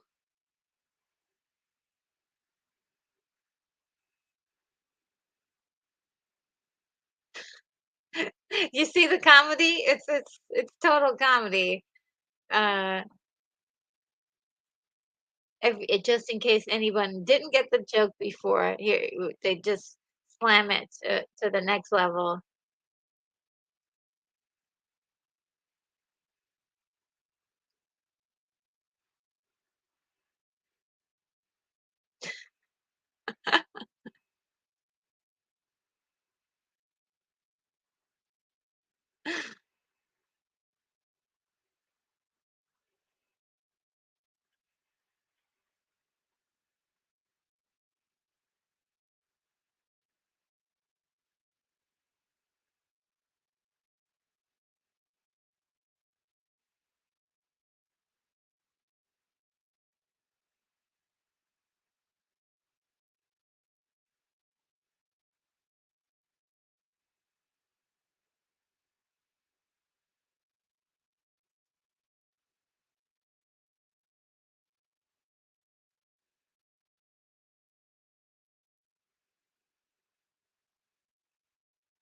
Hmm.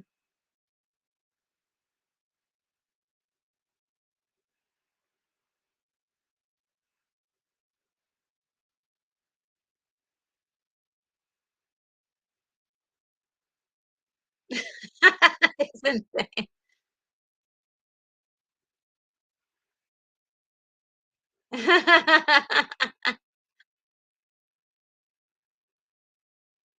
I guess today they would probably this would be very interesting as a TV series, but with the comedy. Like, don't forget the comedy, but tones of seriousness here and there. And it has the right mix. Let's see what you guys are saying. Um,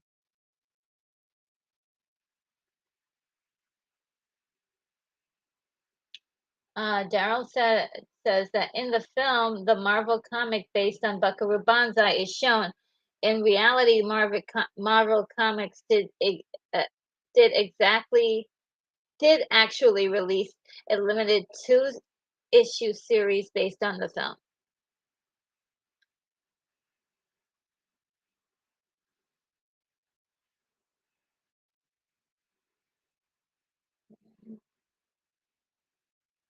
Oh, and Daryl says that Tom Hanks and Michael Keaton were considered for the role of Buckaroo Banzai. Cool.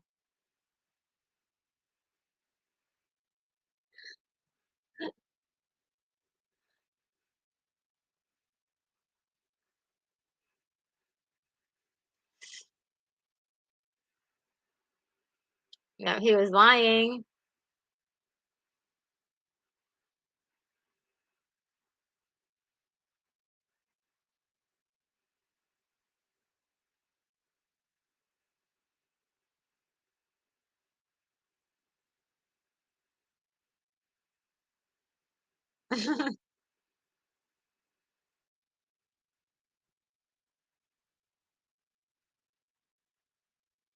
I know.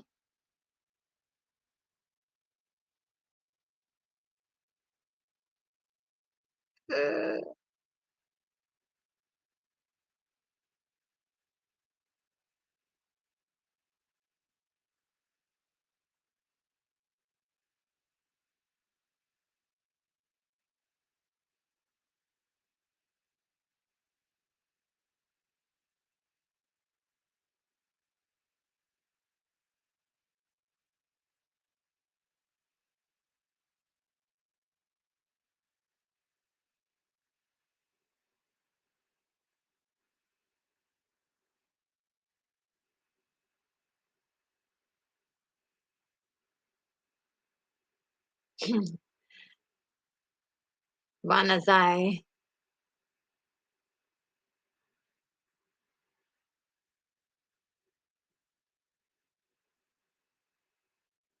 Oh.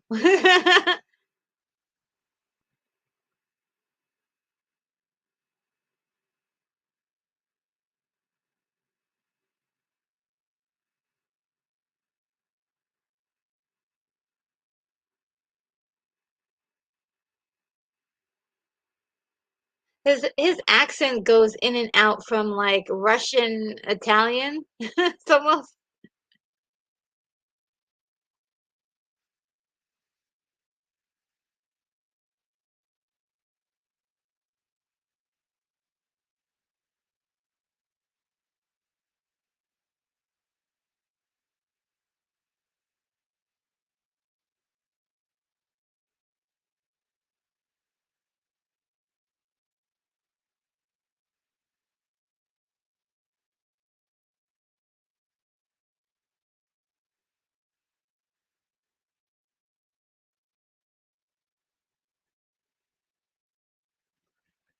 I love this part because he's like just annoying the crap out of them, but distracting them from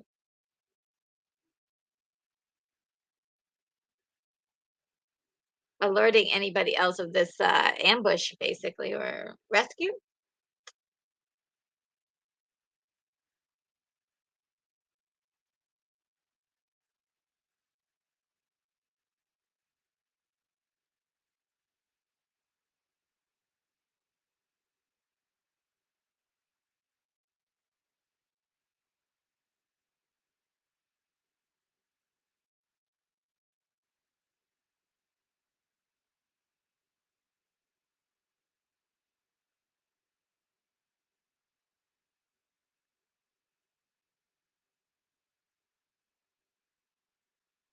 This was a very interesting moment because you have this thing that's bright and colorful and he's like mesmerized by it.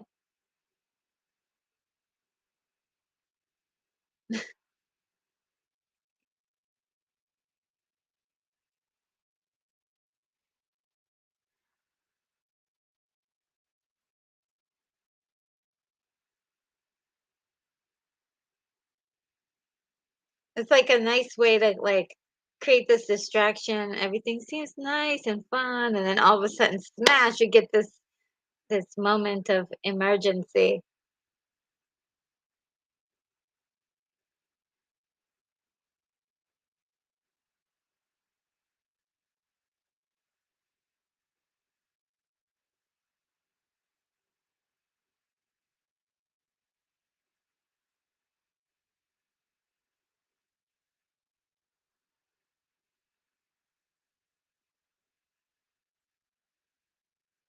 They live so simply, like without there's like no beds or anything. They don't need those items like personal belongings and things. They're part of a collective, so to speak.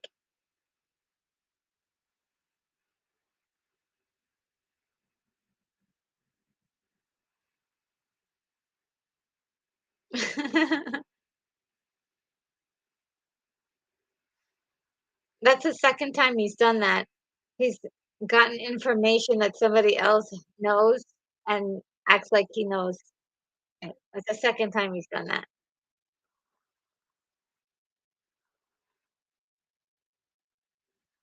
Uh-oh.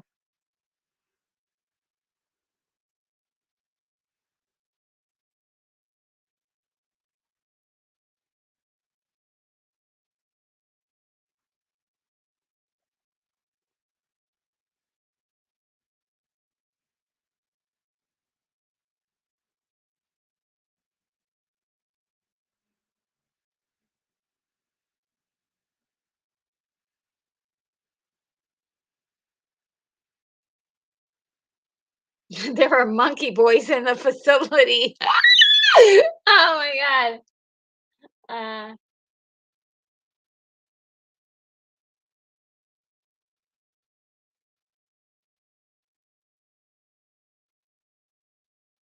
oh, William Curry says, I always wondered if it hit a year before, if it had come about a year before or after that, it might have been a hit. It's possible. Yeah, it's possible. Um, Random Outsider says some people brought baby alligators to New Jersey. But once they were put into New Jersey water, the the water got them. Poor, wow, very sad. Poor gators. The water is that bad.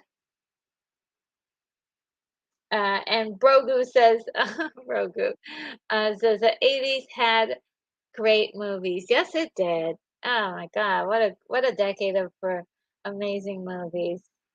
Um, uh, Random Outsider says, when are we going? Real soon.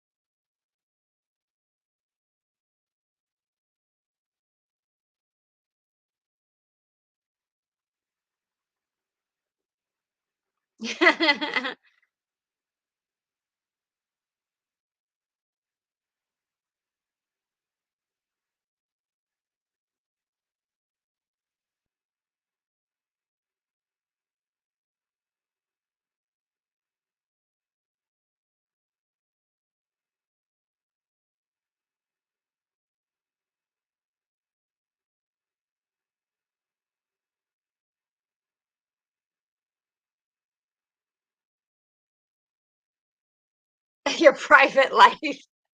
He thinks it's his private life.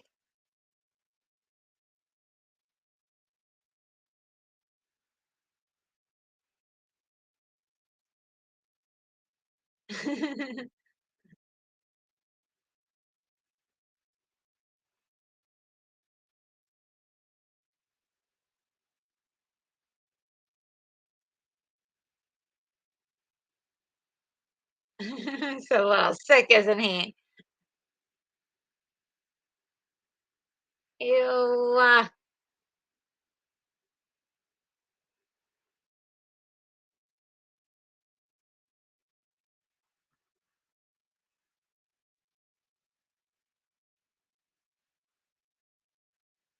Yeah, only one book.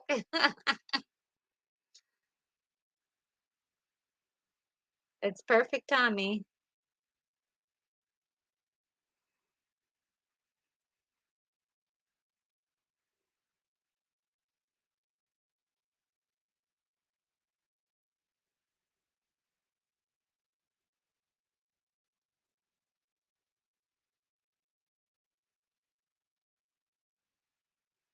Oh, he's got the overdrive. Overthruster for me.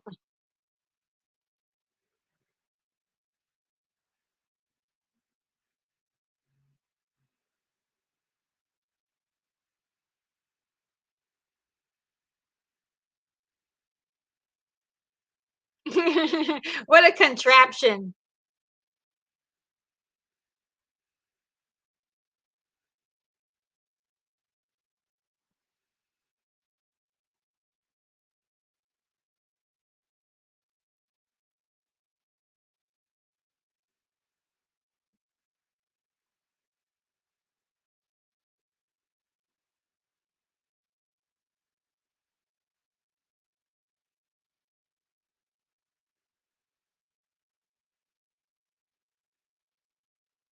I just love seeing um the actor's performance come through the the makeup. Like Christopher Lloyd, you can just see his, his performance coming through, peeking through the makeup.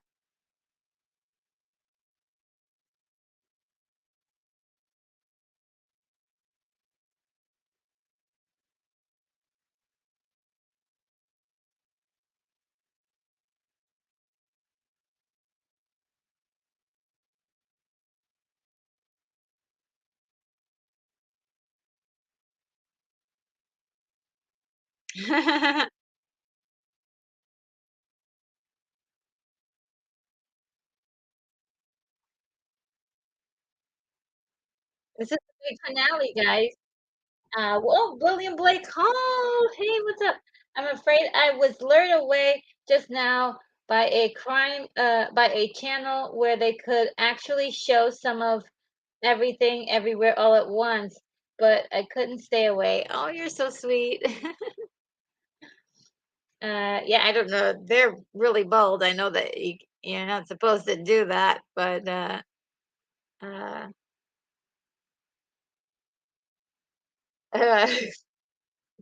that's I can listen and catch on the private life. Uh, I'm guessing Penny Pretty is lying down like Ursula Andress in Doctor No. I think she's been rescued. I think she's been just been rescued.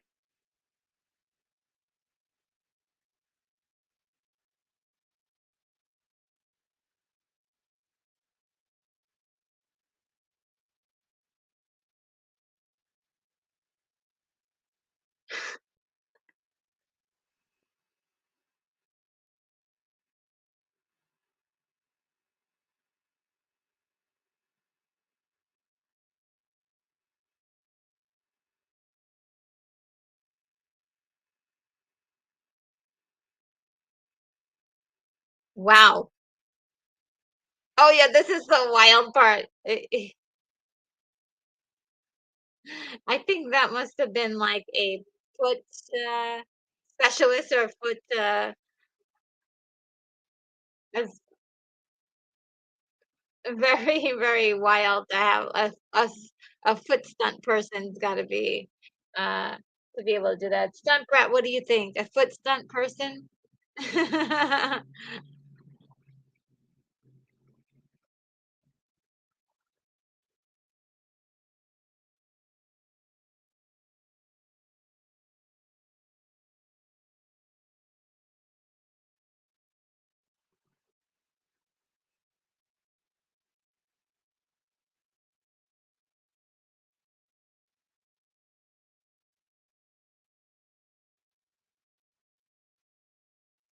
It's very like organic meets technology kind of thing. I kind of like that. They're using like weird liquids and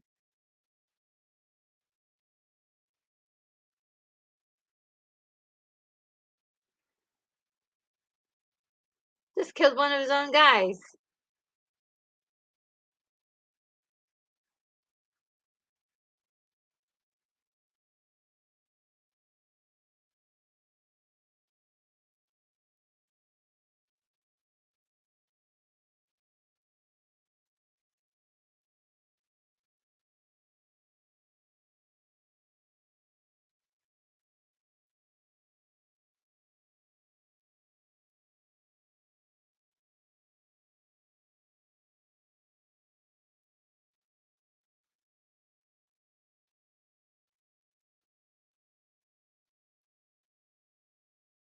So the idea was to go into the eighth dimension, and they didn't make it.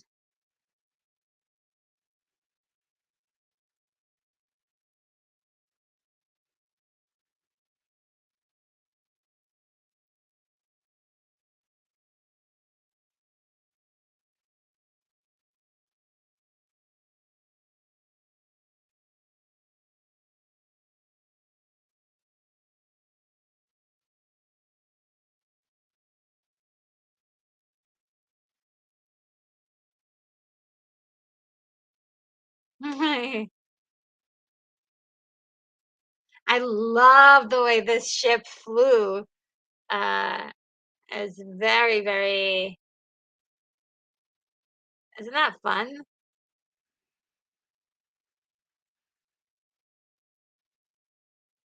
What an interesting shape.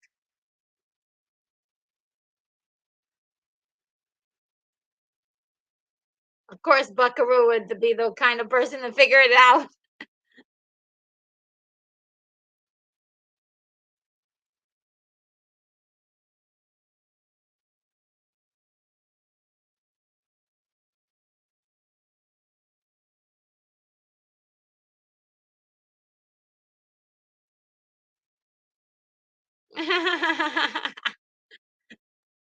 It flies like a chick. What's a trick? Let's see. Um, William Blake Call says, RNG, I agree. I think these spaceships look like giant driftwood. Yeah, it's very unique. I mean, these designs are very a lot different. Almost that one looks almost like a crustacean of some sort. Uh, William also says we're no longer in the eighth dimension. We're over New Jersey. Phantom Outsider says, you figure Lithgow must have had fun on this since he already won a Best Supporting Actor nomination for Worlds, according to Garp. Yeah, I remember that movie. Wow, if that was a surprise.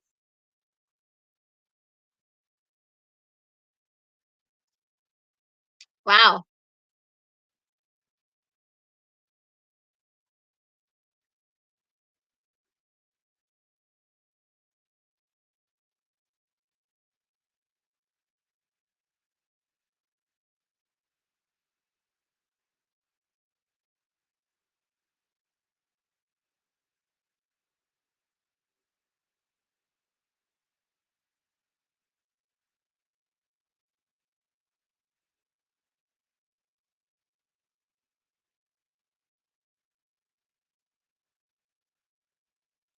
definitely green screen, but fun no less.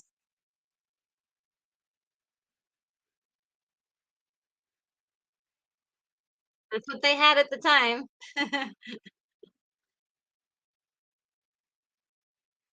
Oh, those clouds are so beautiful. I could stare at the clouds for hours. And, let's see.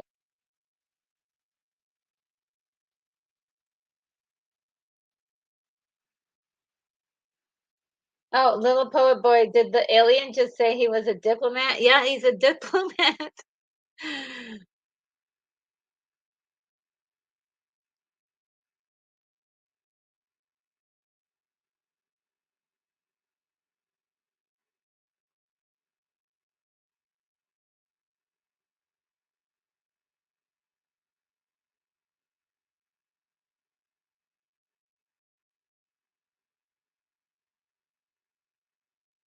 Look at how what a little man he is.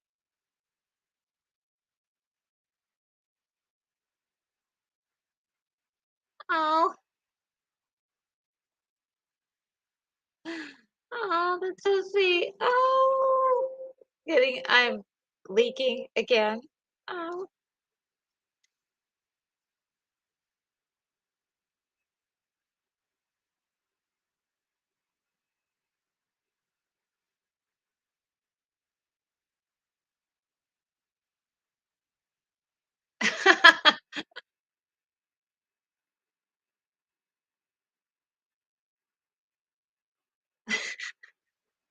They still got it mixed up. Oh, yeah, she's gone. Oh, but yeah, there's if you haven't seen this before, I won't.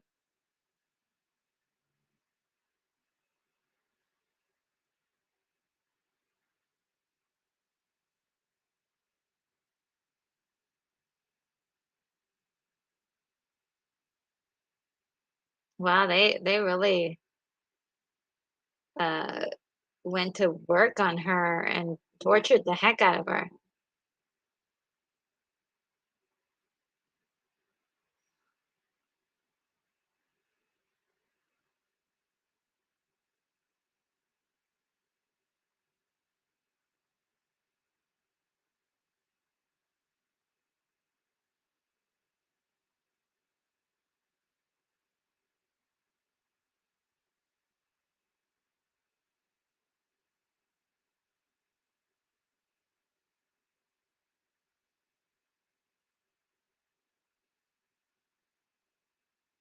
He brought her back to life with a kiss, like Sleeping Beauty.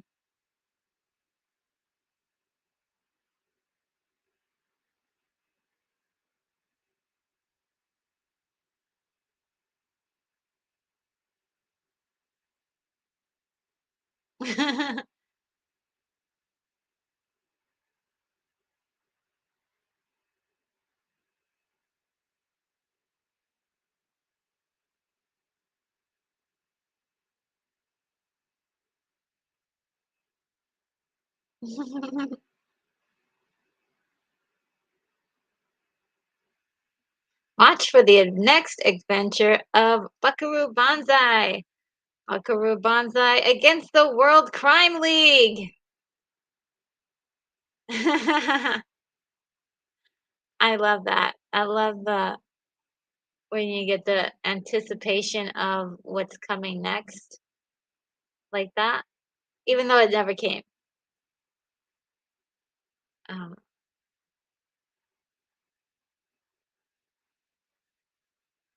oh yeah, so Daryl, you were saying that there was no music. Look at this one with his shirt off. Um, Everybody had a look, and I just loved it. Uh,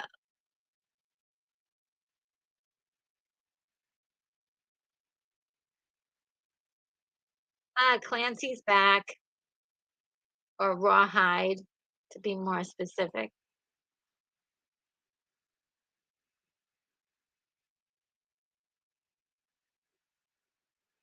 There he is, John Parker and Penny Pretty.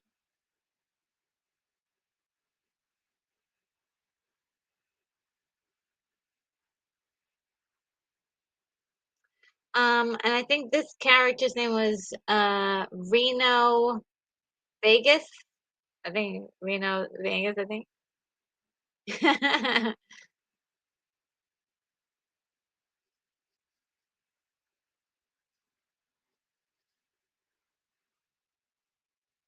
I love this song though. It's cute. It's like it puts you in the 80s mood.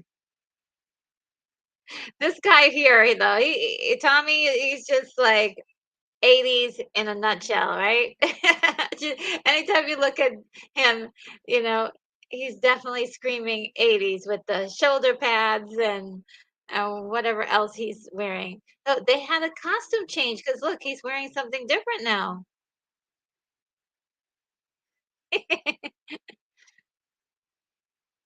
I like the fact that they had the little kid in there too. Aw. Mm,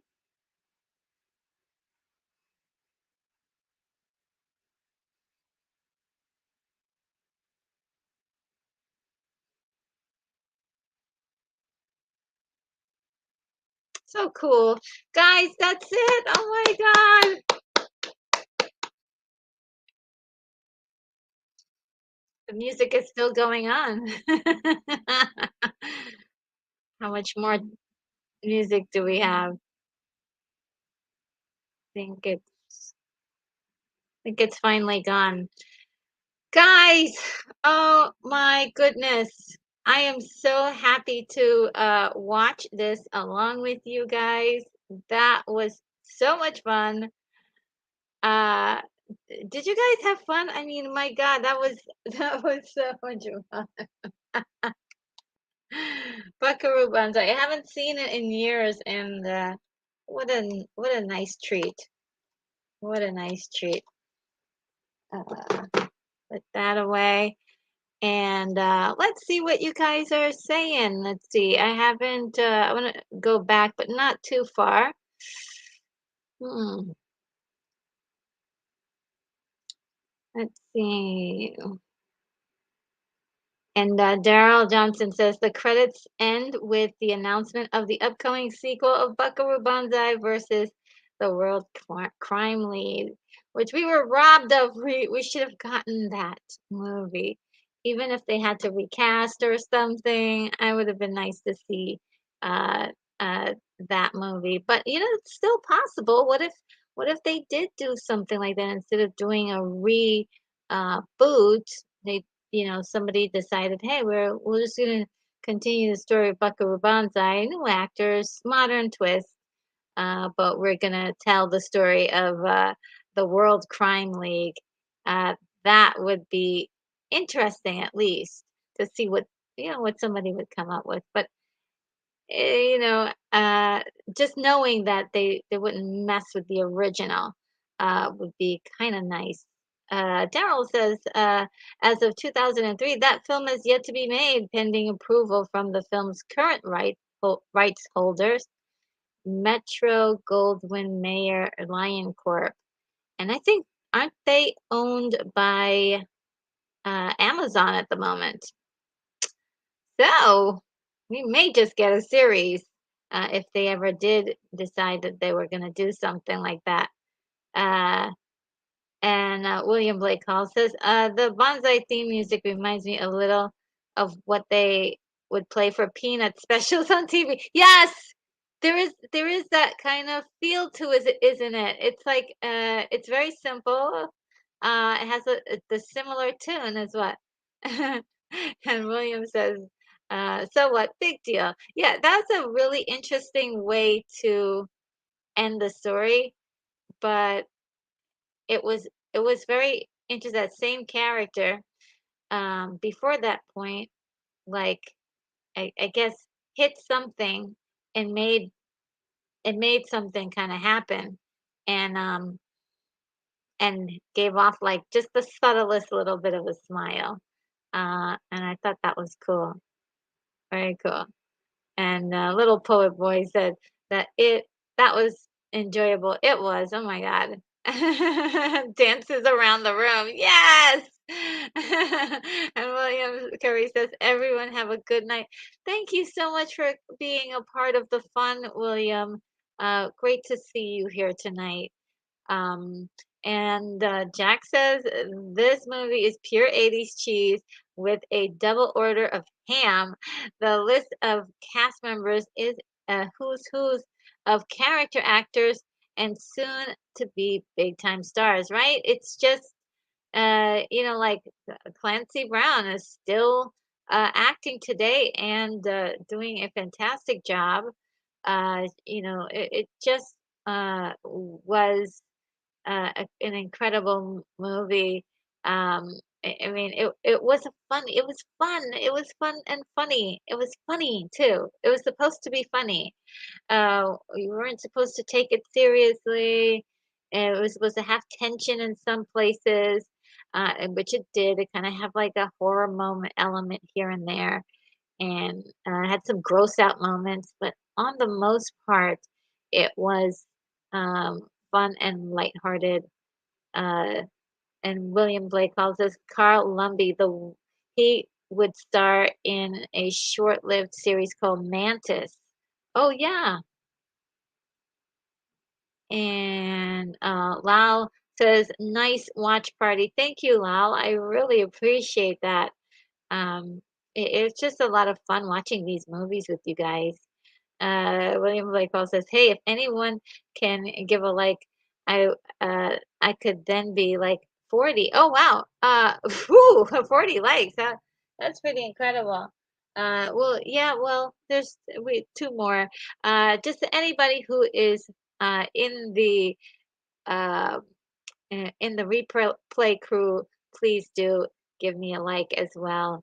And then, of course, oh, the sweetest. Thank you so much, Unicorn Rampant Studios, for the $5 super chat. Thank you. Truly entertaining. Well, thank you. I'm going to play a little thank you for you. One that I usually like for you to see.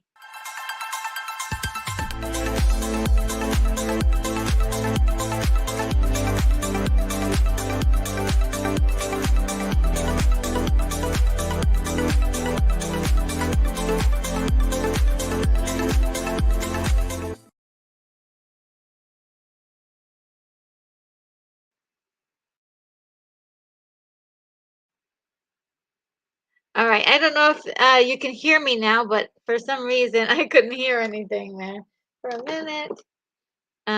Let me know if you can hear me. I think my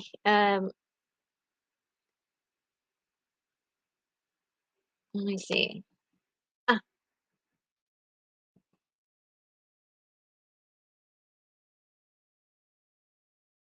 I think you can hear me. Let me know if you can't. Let's see what else is going on. Let's see. Lal says, haven't seen Buckaroo Banzai in years. Yes, it for me too. It's just been such a long time. And Brogu says, this was fun, Retro Nerd Girl. I am going to subscribe to your channel right now. Yes, thank you so much. Thank you, God. Thank you so much. I appreciate that. This is really sweet of you. Um, and John Walker says, what is the next watch party film? Oh, okay, let me find out. Because I've put it down somewhere. Let me find out. I will let you know in a few moments. Let me find it. Doo-doo-doo-doo-doo. Today is the 22nd. Crawl, guys. Crawl is gonna be the next one. Can you believe that? Oh wow. Crawl. Crawl is going to be the next one. Incredible. Um, what do you guys think about that? Crawl being the next one? That's going to be awesome. Let me know if that is going to be fun for you. Um, so yeah, I'm excited about that. Unicorn Rampant Studio. It was a thrilling watch. Sorry I couldn't participate more in the chat. A a little bit groggy. Oh no, after all you've been through this week, my goodness. I am just so happy that you're here and I appreciate you so very much. Absolutely. I appreciate that you're here. So do not worry at all about any of it. I'm just glad you're able to join us and that you're healing. You're on the mend. A Phantom Outsider in the special edition DVD, they had 14 deleted scenes of Hanoi Zhan, leader of the crime league, who murdered Buckaroo's parents and wife. Oh, Phantom Outsider, you thank you, because I was like, okay, what happened to his wife? His wife died. What I would like to see what happened to his parents. Thank you for filling that bit of information in. Um, uh, so they planned on putting that in the movie. This is great because then now with this, the crime league makes sense. Yeah, yeah, absolutely, love it, love it, love it, love it. Uh, and William says, Phantom, way cool and hello. Yes, that's pretty incredible. Um, and oh, we did it. We passed 40. Oh my God, William. That's it. Here I go, 40. Thank you so much. Oh my God, you guys are just too awesome for me. I just I blush all the time. And Unicorn Rampant Studio sends me emojis, and you know how much I love emojis. Uh, Daryl Johnson. So yeah, yes, the next movie is Crawl, guys. Crawl is the next one. It is the next one. And William says, Nazi emojis there, rhinoceros. Cool. And Jack says, Peter Weller did a good job in mid 90s sci-fi called Screamers. Ooh, I never saw that one. I never saw that one. Thank you, Lal, for letting me know that you could hear me. Because I didn't know. I think I was on mute there for a second.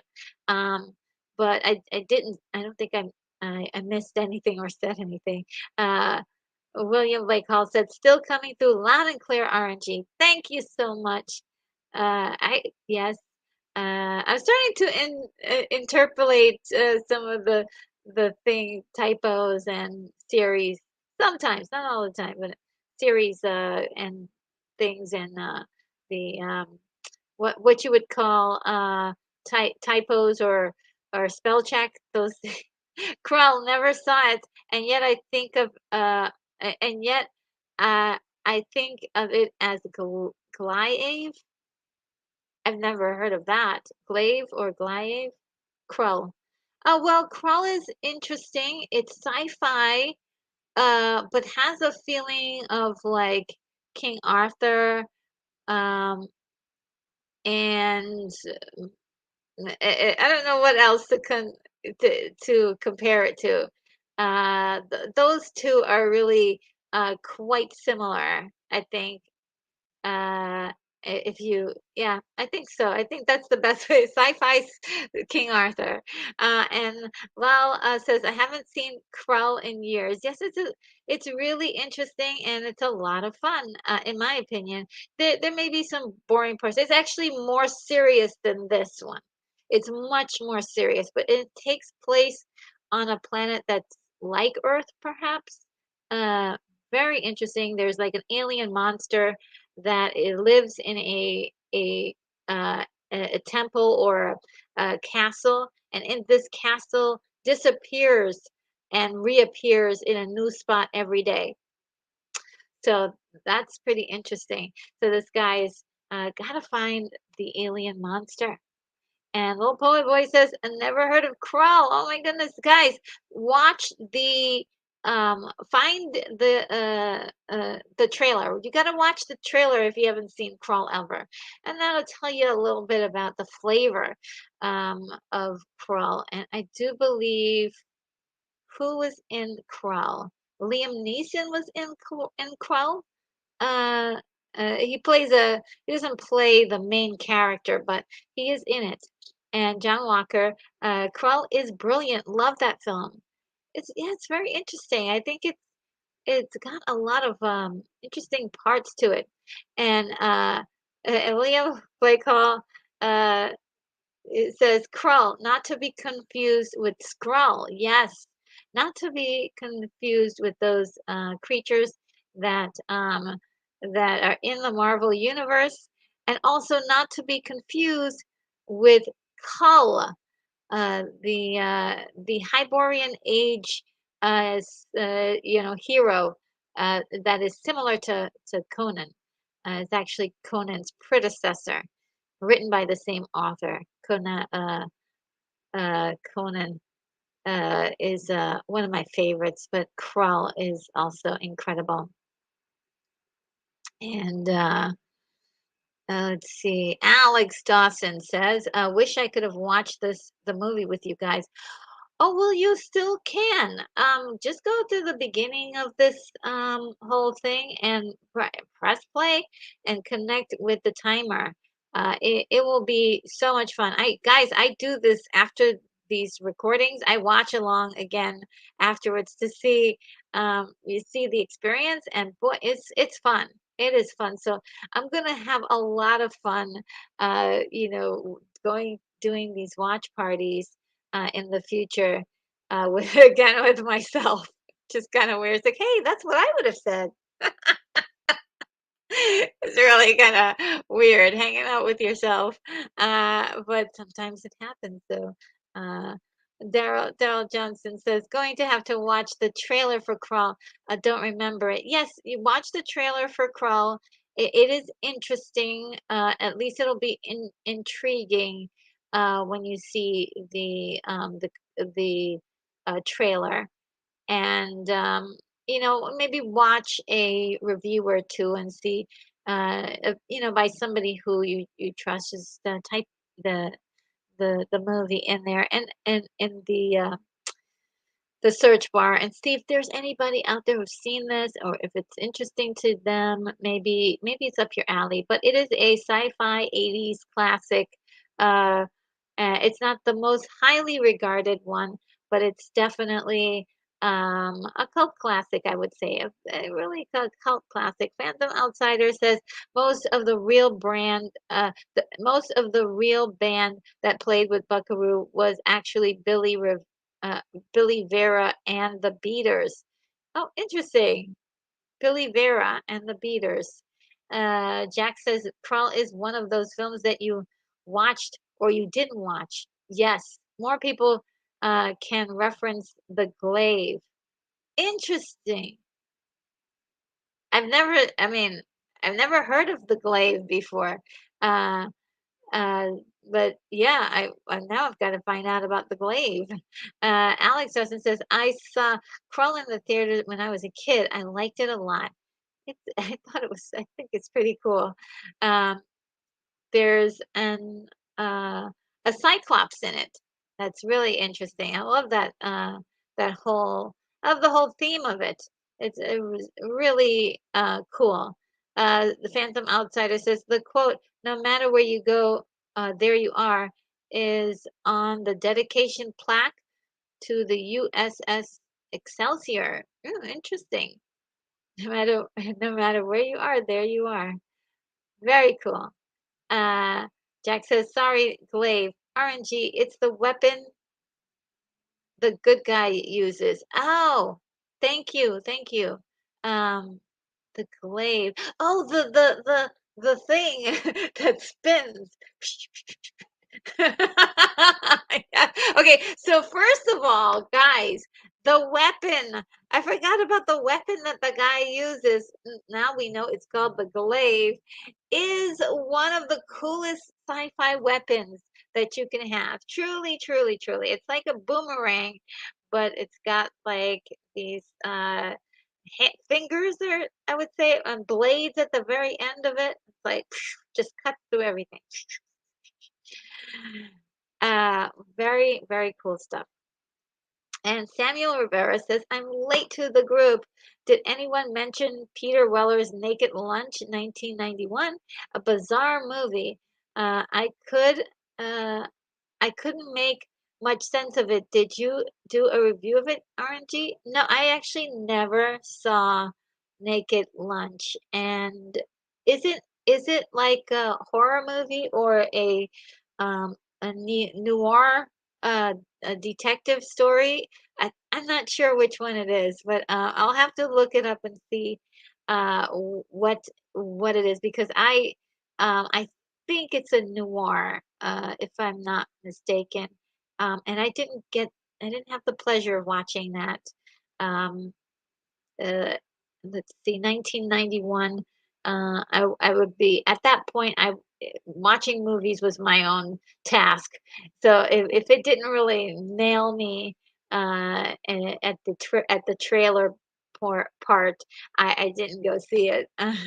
um, let's see. William Blake calls this fandom. You mean Star Trek ship Excelsior? Cool. Oh, is that that's what I thought. Yeah, USS Excelsior, right? The the dedication plaque.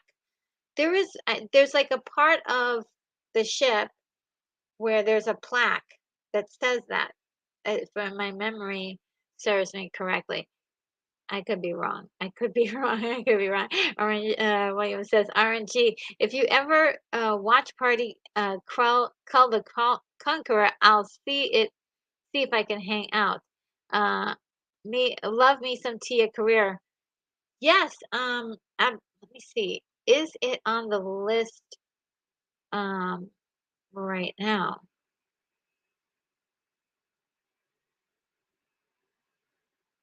Uh, ooh. I might. I'm just checking. Um. Okay. There's Crow, Legend, Willow, Conan the Barbarian, Big Trouble in Little China. I haven't been able to track it down, but the green slime is on my list, but I don't know where to track it, where I need to get it. So I could move some things around if I can get my hands. Um, let me check to see if I have a copy of that. Let me just check really quickly, see if I have a copy of Pull the Conqueror, which I think I do. Because I love that film so much. It was called The Conqueror, and also what's the other one that I absolutely loved? Um, uh, The Scorpion King. They have the same vibe, right? Why don't I make okay? What you know what I'm gonna do? I'm going to do a Savage Month right? That would be nice. I could call it a Savage Month, where it's like Conan the Barbarian. We'll do Cull the Conqueror first, uh, because let me write this down. Right? Savage Month. What do you guys think? Savage Month sounds really cool, right? Let's see.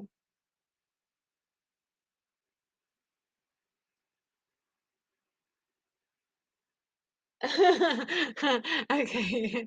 Yeah, I'm gonna do Savage Month, guys. That's what I'm gonna do. Savage Month. And let me get a piece of paper or something for me to write this down on. I don't want to lose this idea. This is I love getting juicy ideas like this.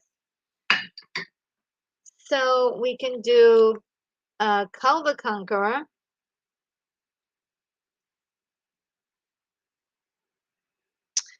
Um, so the next movie will be Crow, but the movie after that will be Cull, and that would start off May. So I'll be starting off May with Cull the Conqueror. Then the next one would be Conan the Barbarian, right?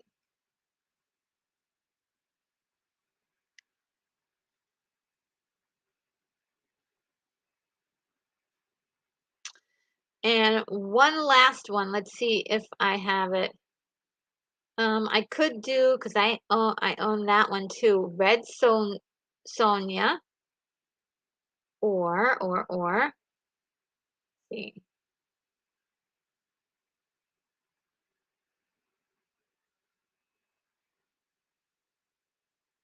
I think that's the only other one I can think of. Uh, Holy moly! Amazon has True Lies again. Oh my God! Are they allowing people to buy it? Oh no! Yeah, True Lies is one I cannot get a copy of True Lies anywhere. Um, I love that movie so much. And so yeah. So what do you guys think? Red Sonja should that be the one? Uh, I need your help figuring this out. Let me just look at the. I'm gonna have to look at the auxiliary computer. Okay. Um, so William says literally hot at the end on okay. RNG hereby Savage Month intriguing. Let's see. Ooh, and John Walker, I love your idea for Metal Month with robots. Ooh, I love that. And like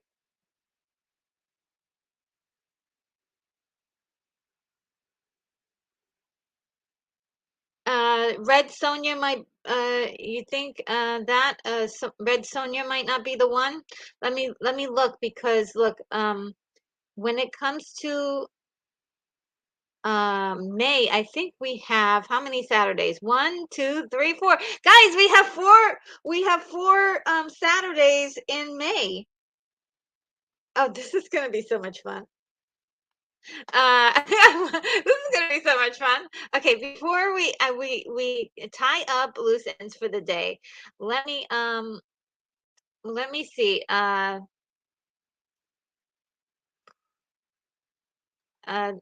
so I do have Red Sonja. But Red Sonja, I know, is one that it's not always loved by everyone.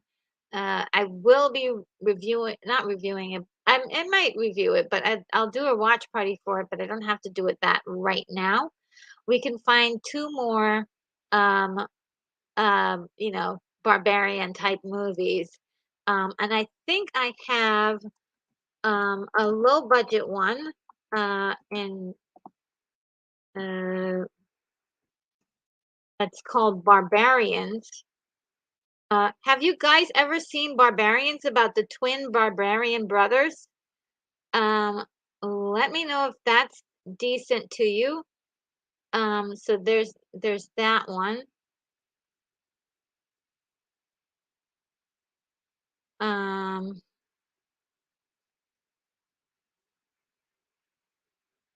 and trying to think.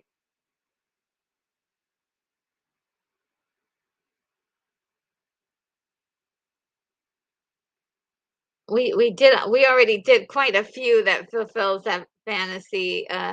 Sword and the Sorcerer. Sword and the Sorcerer. Did I ever do a watch party for Sword and the Sorcerer?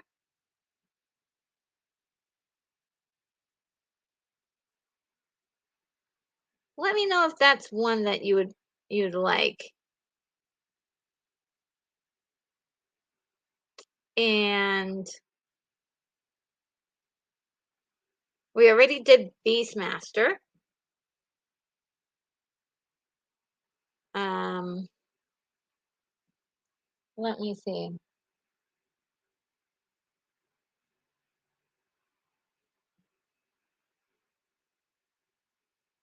So you guys think Highlander would be okay, but isn't Highlander, would you consider Highlander a savage, like Hyborian age movie? Um,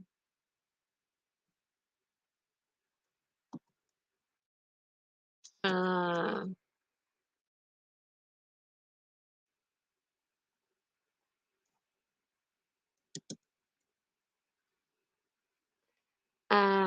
that this is a tough one. Okay, well, why don't we start? I'll tell you what, why don't we start off with the first two, which is Kull the Conqueror and Conan the Barbarian.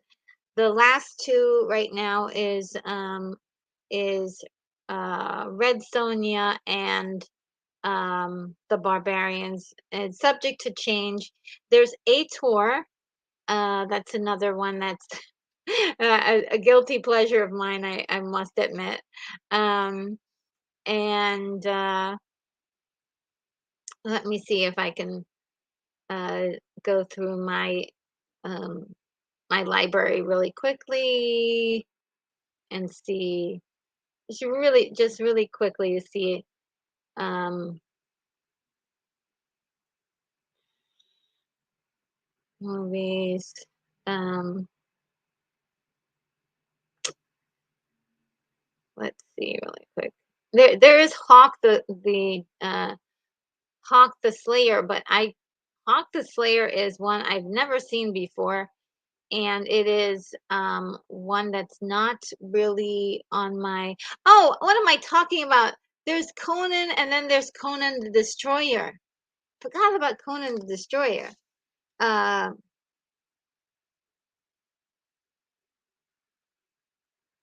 Surely that should be pretty good. That should be pretty good. And then the other one that let's see. I don't think we ever did the magic sword, did we?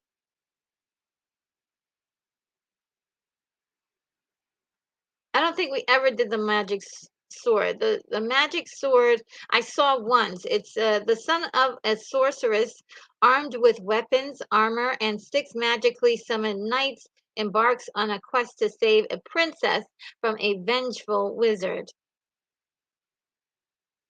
That sounds pretty.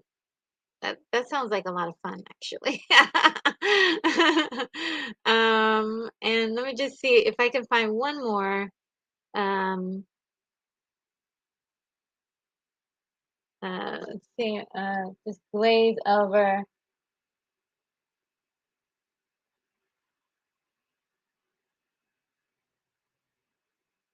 And William Blake Hall says, "I love a Grace Jones double feature, Conan and View to Kill." I'm not sure we're ready for a double feature night. um, let's see. But you mean like maybe one week we do one and then the other week we do another? Oh, hmm.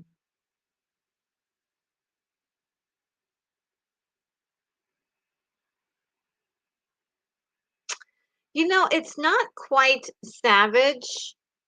I, you know, because I like the idea of the Savage Month, uh, where we can watch something. is set in the Hyborian age and enjoy some savagery. Let's see. One more. I'm just gonna take one more look through what I think I have. There's a whole bunch of like Death Stalker. I don't know. Death Stalker is one, but I don't own that one. I'd have to rent it for the day. Um,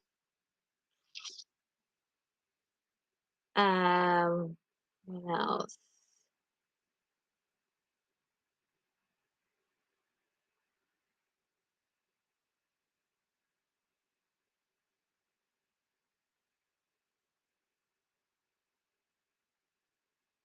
Thank you guys for for bearing with me on this. Just trying to find the right one to add on here. I'm gonna do some of this off screen, but I just wanted to get your opinion on what you think is gonna be cool. So, anybody for Ator Fighting Eagle? That is one of my favorite low budget movies it's really a guilty pleasure. Let me know if anybody's interested in A Tour Fighting Eagle. There's also there is also Red Sonja and uh anything else. Trying to see if there's one other one that I'm missing. Sometimes it just can forget about your favorites. Um, because a lot of the ones that I love seeing are the low budget ones because they're really really entertaining. Uh, but I can understand if some people don't enjoy those. Uh, Oh, oh, guys, what about Dragon Slayer? Hello.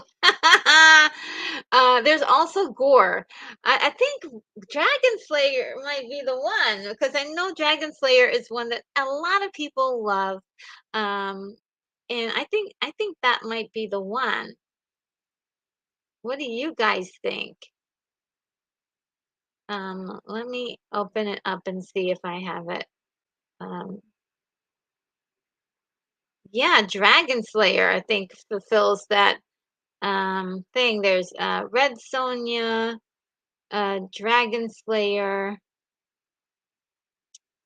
Uh, those are the other two ones. Um, oh, I don't know if you guys want to see this, but there's also Fire and Ice. Ooh. I forget about Fire and Ice. Um, and I'll just keep that handy. Okay. So yeah, I'm sorry about taking so much time on that, but I just wanted to get your feedback on this. All right. So I'm gonna keep going on this list and see what you guys are doing. So James Horner did the soundtrack for Krull. Yes, James Horner is just absolutely brilliant. His scores are incredible. And Jack said Naked Lunch was something else. It sure was. And Samuel, as far as I know, a lot of people have said that Naked Lunch is something else because that's what I heard. I can't say I know it because I didn't see it. Uh, Samuel Rivera says, "Sorry, I'm late to the group. Peter Weller played a roach exterminator and ew, I don't know if I can see this. I can't even look at those creatures. Okay, 1991. Did anyone mention? Oh no, I don't know if I can see this because I do have an aversion to those um, uh, to those creatures. Samuel says it may have taken someone as effortlessly effortlessly zen out cool as Peter Weller to start in Naked Lunch. Is that true? I need to look at some of the I need to see the synopsis of this movie. Samuel Rivera. Did you do a review? Yeah, I didn't do a review of. Yeah, I've never seen Naked Lunch. I found it bizarre but interesting. And William says, Naked Lunch is surreal, creepy. See it on your own. Not sure if it's party material. Yes. Well. I'm sure we'll see some gross movies in the watch parties. Sometimes they can be fun. Um, like Green Slime. I'm looking forward to Green Slime. And let's see. Phantom Outsider says the reason for the watermelon. Ooh, it was a test.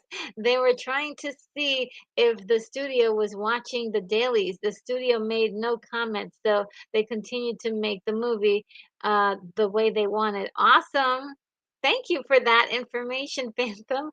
That's awesome. And Alex Dawson Tia was super hot in that movie. She was and called the Conqueror. And William says, literally hot at the end, on fire. um, William, RNG, uh, I hereby bow to Phantom Outsider as official master of cool data. Definitely, yes. Uh, Phantom Outsider, you are definitely a master of cool data. That's for sure. Uh, William says, Savage Month, intriguing. Yes, I do like that. I'm loving it as an idea. Savage Month. Savage Month. So cool.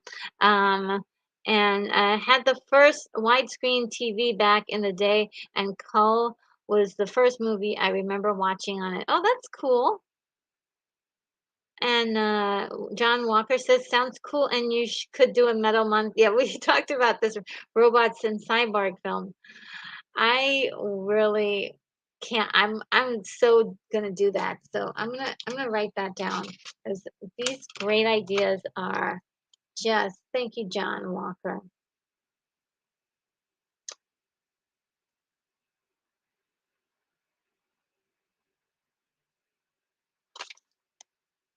And maybe if they're killer robots, I'll call them. I'll call it Death Metal Month. That would be that's tickling me right now.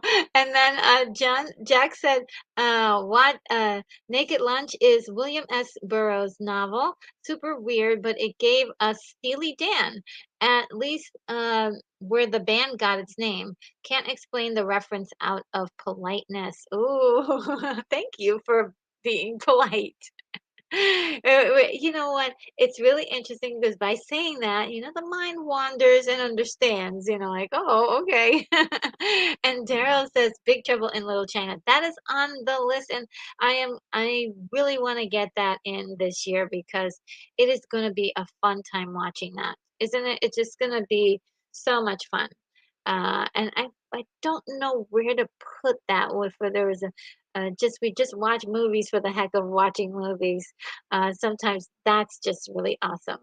And yes, Alex agrees that John, what a great idea to do Metal Month. Uh, and William Blake calls this Red Sonja. Don't know. We may need to keep looking. But Samuel says Red Sonja. Okay. And Daryl says Jack Burton. Everybody relax. I'm here. Yes. I love me some Jack Burton.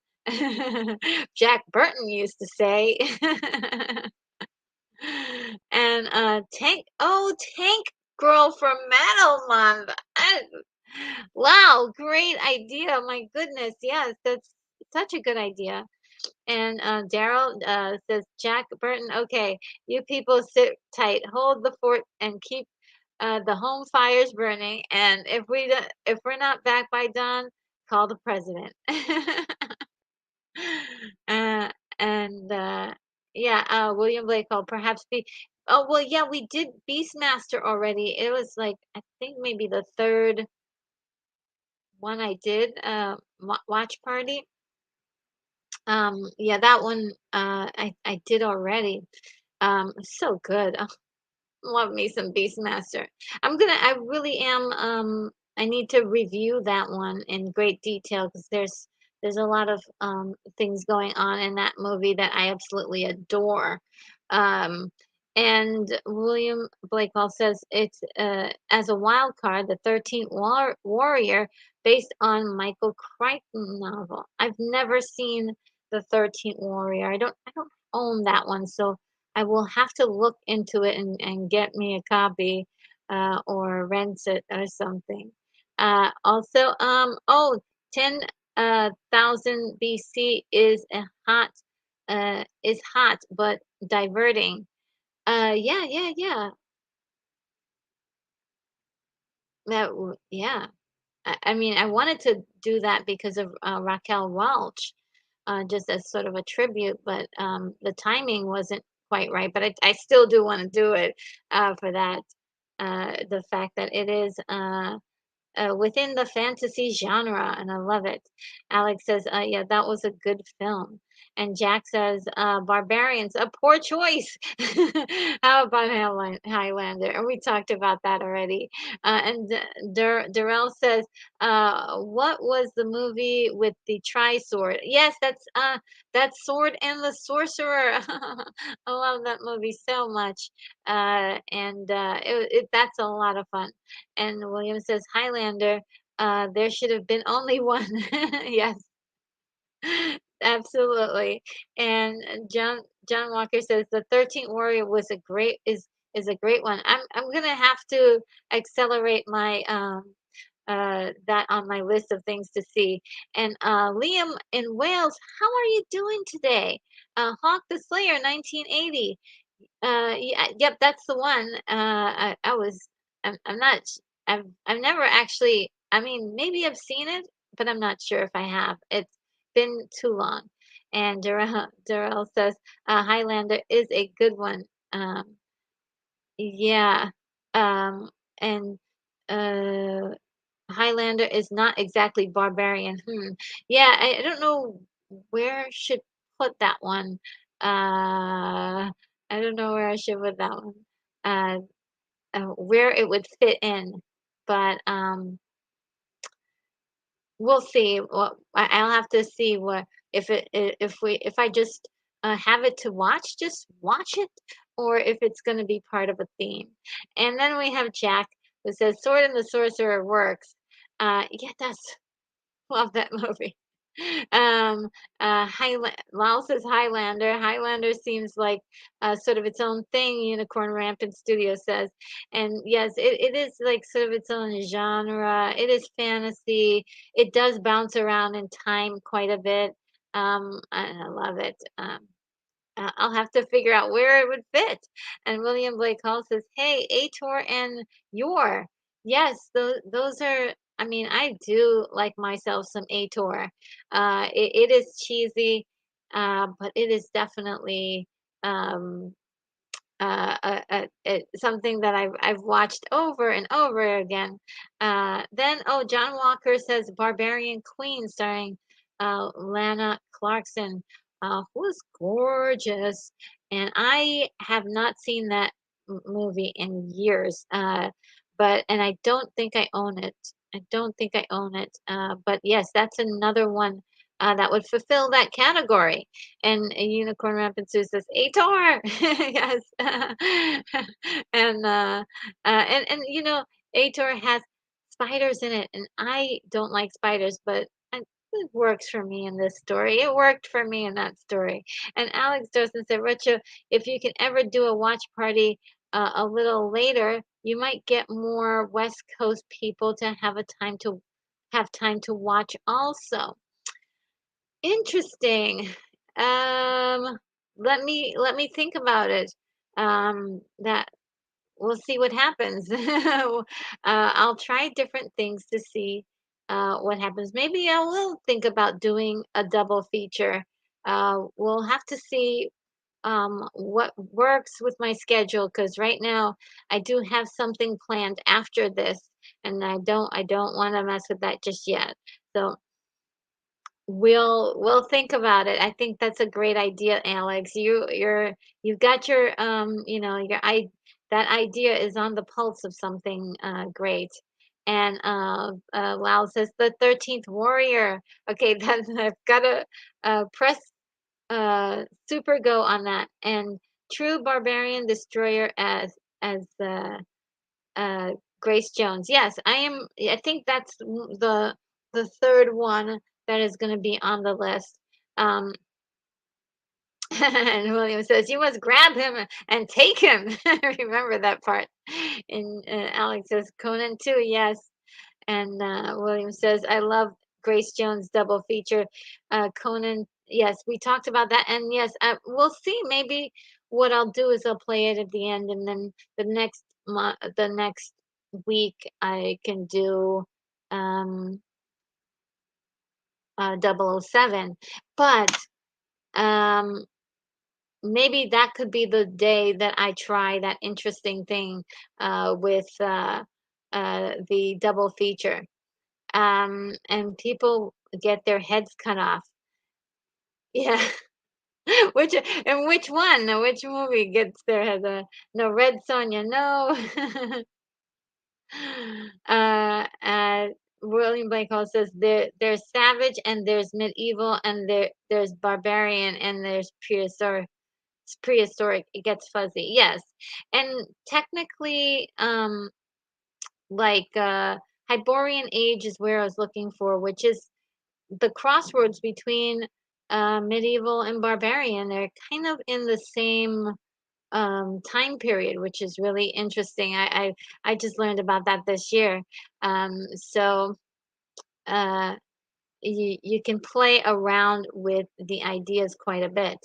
Sean Innes says there's an animated Lord of the Rings movie. Always liked it. Yes, I believe it was 1978. Um, and let's see. Phantom Outsider, The Magic Sword stars Estelle Winwood, Aunt Enchantra from The Bewitched. Yes. I guess I'm gonna take your word for it. Magic Sword. I saw it once and I adored it and I was like, oh, I gotta see that again. And yeah, I definitely. I say Ator and you. I mean Ator and your. And Samuel says, I'm game for any movie. Oh, Samuel, you're so awesome. And Unicorn says, yes, Ator. Okay, Ator is in. Yes, Ator. Oh gosh, the Fighting Eagle. Yes, okay. And Little Poetry Boy says, Red Sonja, haven't seen that in decades. And um, I have seen it recently, to be honest. And William Blake Hall says, "Your is an outrageous mess." It is. That's why I like it so much. And Shannon says, "I didn't care for the animated Hobbit, um, Return of the King." Oh, oh, okay. The Hobbits, the animated one, and I forgot what. I'm not sure what year that was. Uh, and William Blake Hall says Slayer is definitely medieval, but a solid fantasy. Go for it. Okay, so um, why don't I put Dragon Slayer for the next round? We'll put all the Dragon Slayer. Yeah, I'll put Dragon Slayer for the next round. Um,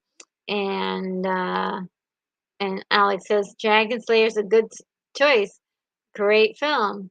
And Liam from Wales says, they all sound fun. Oh, thank you, Liam. Yes. Oh gosh. Well, that's great. I've got quite a few here that are going to be awesome. Now, I can't say the word, but verifax pejorative.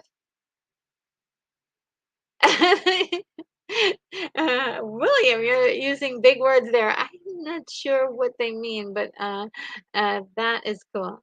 I'm learning things today. Sean Innes says there's also Borman's Excalibur. Oh yes, and I already I did do a watch party for that one already, which was so much fun. Oh my God. I watched it recently and I was like, wow, fun, fun, fun. Um, William Blake Hall says Fire and Ice is good. Frank Frazetta's artwork, right? Yes, it is, and fantastic work and creativity done there, along with Ralph Bakshi. Jack also said Dragon Slayer works very well. Uh, Darrell Johnson says the Holy Grail, which I don't have.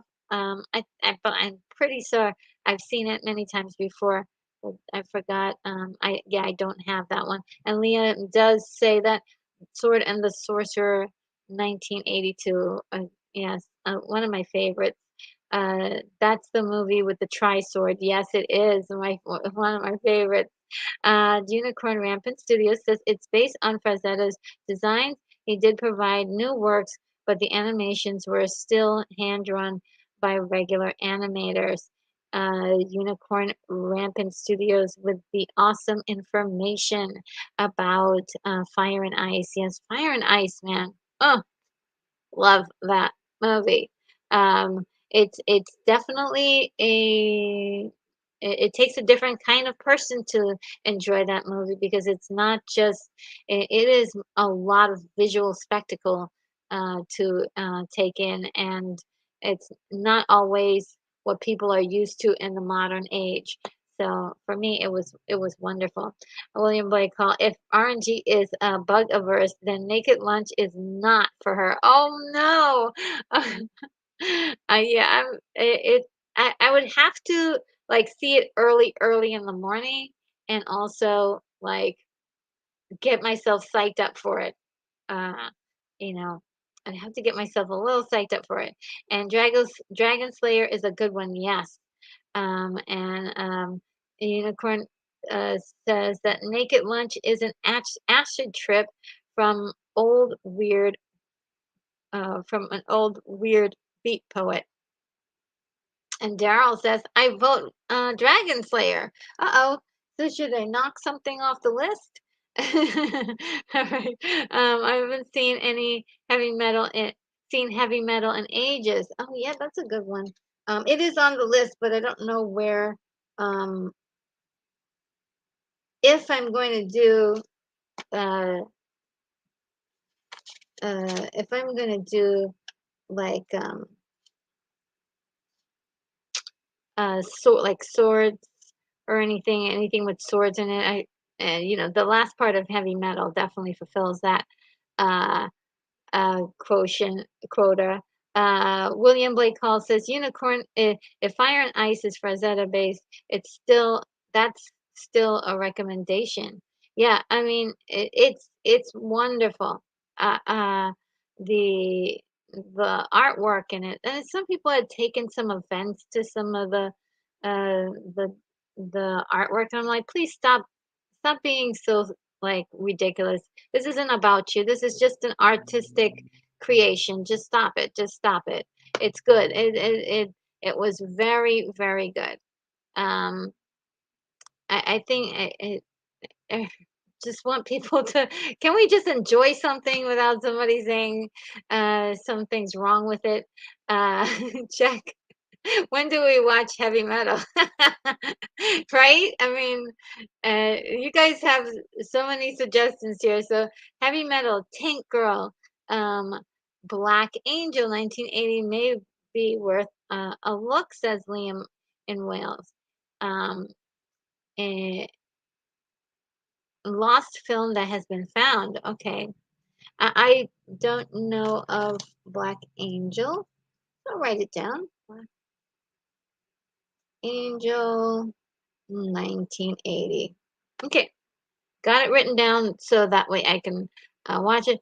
No, no, no. 10,000 BC is a new movie. Raquel was in 1 million years BC. Oh, 10,000 BC. 10 million. Totally different movies. You're right. Okay. I'm a little behind too on the. I'm trying to catch up. The 13th Warrior is Antonio Banderas. Then it's a good movie. So okay, I'm gonna try to catch that 13th Warrior uh, movie at some point. And Little Poet Boy says never seen Dragon Slayer. Um, uh, that's Disney going dark. Oh, yes, it is. Yes, it is. And Terry Talks Movies is here. The new Dungeons and Dragons movies is 100% worth seeing. That is so cool. I'm gonna definitely, as soon as it's on streaming, I'm gonna uh, grab, grab some time and sit down and watch it. And Unicorn Rampant Studio says, Fire and Ice. I still am torn about it today. It's a little, yeah, it's hard, but I enjoyed it for the art and uh there I enjoyed it for the art and the story it was trying to tell. Um and Sean Ennis says Terry Talks Movies. That's great. I was worried all of the others have been horrific. Um you mean the Dungeons and Dragons? Yes, I was very surprised to see that Dungeons and Dragons had continued to make sequels after that one movie that they had. So yeah, I suppose anything would be better. But I enjoyed Dungeons and Dragons, the first one that was done in the 90s. I really did. I believe it was if it wasn't done in the 90s, then maybe it was the year 2000. And William Blake Hall says, uh, Australia, hey Terry, hey Australia peak. It's a little weird but good. That's uh, that this is still going. That this party is still going. Sorry, my reading is all weird. And Unicorn Raven City says, as with all Bakshi's work, it could have been more than it because it's all over the corner cutting. Uh,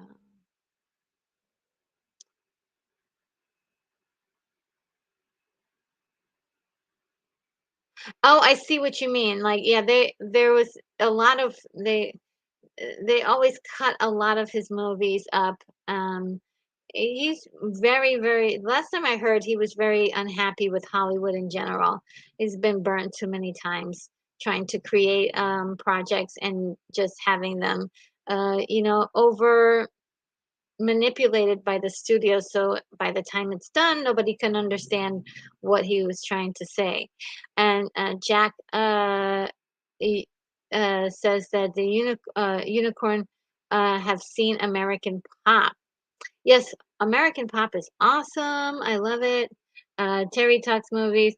It's another one. It's like really gritty, but it had is something it's a different kind of movie. It's art. And art's always going to be uncomfortable a little bit. Terry Talks Movies. Second, the approval of the 13 Warrior. Yeah, yeah, I've never seen the 13 Warrior and I don't know where to put it just yet, but if I can find a copy, maybe that would be awesome for a watch party. William Blake Hall never saw Terry also 13 Warrior watch party could expose me to it. Yes, it definitely could. That's it would be down for that. I just need to get a copy of it. No, I definitely wasn't interested in that movie, not as an animation for animation's sake person because it involves so much work. Because it involves so much work. Yeah, I mean, I love watching, learning about different styles of animation. There's so many. I got this one movie that was so trippy and weird. I forgot the name of it though. It's somewhere in my collection. It is a wild trip. The thing about this movie um, is that it was done in with paper. Like they got pieces of paper and created all the animation with paper, sort of like how they do with uh, South Park, but different. But different. It was really really good. Um, and I do a little bit of animation myself, not anything professional, nothing like intense. I can make a character blink. Who can't? I can make a character move their mouth, but it's not as incredible as like actual artists sit down and draw paper and work off cells. Uh, and that is a beautiful art form and takes a lot of skill and time.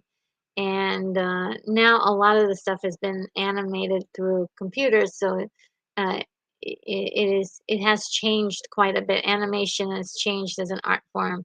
Unicorn Rampant Studios, the movement is really incredible. I think so too. I think so too.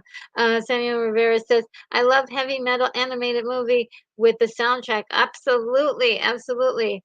And Sean Innes says, "Good night, all. It's been another fun one." Sean, have a great night. Thank you for joining us tonight. And a unicorn says, yes, Bakshi was treated poorly. William says, be well, Sean. Unusual amount of brainstorming tonight. Yes, come on, Sean. You're just, one of the MVPs. You guys are all awesome. And I do appreciate the feedback I get from you and the trivia you guys tell me about these things. It's like, uh, just incredible. And Jack says, finally, someone who's cool, likes American pop. You rule, RNG. Yeah, well, thank you. Thank you. Another thing too, I try not to take any movies personal, what people say in movies personal. Movies are movies for, the thing of what they're trying to do. So, Unicorn Rampant Studio says, LOL, let me be clear, as a painter, art historian, and drawer, my entire life, animated movies are much harder for me to truly suspend my disbelief. Oh, really? Interesting. Interesting. Hmm. Yeah, I mean, it's really look, if you got a doodle and you started drawing and started animating that doodle, I am hooked. It's sort of like the people who watch other people do create art. I think it's fascinating to see movement of of drawings, because it's almost like the personification or the symbolism of their ideas coming to life. And I guess I on um, a personal level, I really love that. I really love that idea. The idea of something coming to life. Like the beginning of Wonder Woman, the TV show, and you see everything is cartoons and they're flipping through all of these things. And then all of a sudden she jumps up and she jumps out and she's real. And I'm like, yes, it's real. This is really kind of like blows my mind, that simple ideas that humans have can live there and be there, but they can become real. And it's just like, it gives me hope and makes me feel good inside too. It's like, it makes me feel good that something as simple as drawing or something as simple as art, um, which is not so simple, but it is beautiful. It's beautiful. So, yeah, I guess that's how I see it, which is uh, everybody doesn't have to see it that way. So I do respect your feelings on that. So thanks for sharing that. That's really interesting, Daryl. And thank you. You got me to open up about my absolute love for animation and uh, how I feel about it. Daryl Johnson says Wizard is going to have to be a watch. Yes, absolutely. Post-apocalyptic uh, animation could fit in those two categories. William Blake Hall says, Wizard is fun, and I'm a sucker for the theme song. Only time will tell. Ooh. And Unicorn Rampant Studios, don't let me rain on anybody's parade. It's all good stuff. Oh, no. No, no, no, no. And William says, "I feel unrained." Unicorn number one, me too. I don't feel like you rained on anybody's parade. You're awesome, and I do. Like I said, I love when you guys tell me stuff because then I can open up with some of my like feelings about things too. And Unicorn is saying the drugs are wearing off. Oh, so sweet. And Jack says, I have to go. Good night to all. You're all cool. Thank you so much, Jack. I hope you have a wonderful evening and a beautiful Saturday and Sunday. And Unicorn Rampant Studios says, um, uh, uh, I can only think of people drawing that I'm looking at the whole time. Oh, okay.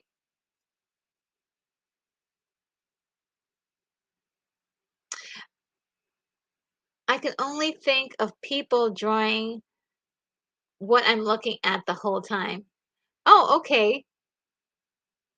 William Blake Hall says, "Thank you so much. Thank you much, JDB. Be well. Yes, definitely be well, Jack." Alex Dawson says, "Good night to Jack." And Unicorn Rampant says, "There's a couple of sped up 60-second large paintings that I've done on my Instagram. They're from a couple of years ago. I did see a few of them. So, yes, they're beautiful." And I do love watching those kinds of things. Like I was telling you guys before, my friend that visits the chat every once in a while, Mama Bear Art Doll, does has an art channel where she draws, and it's just really beautiful to see the process of her.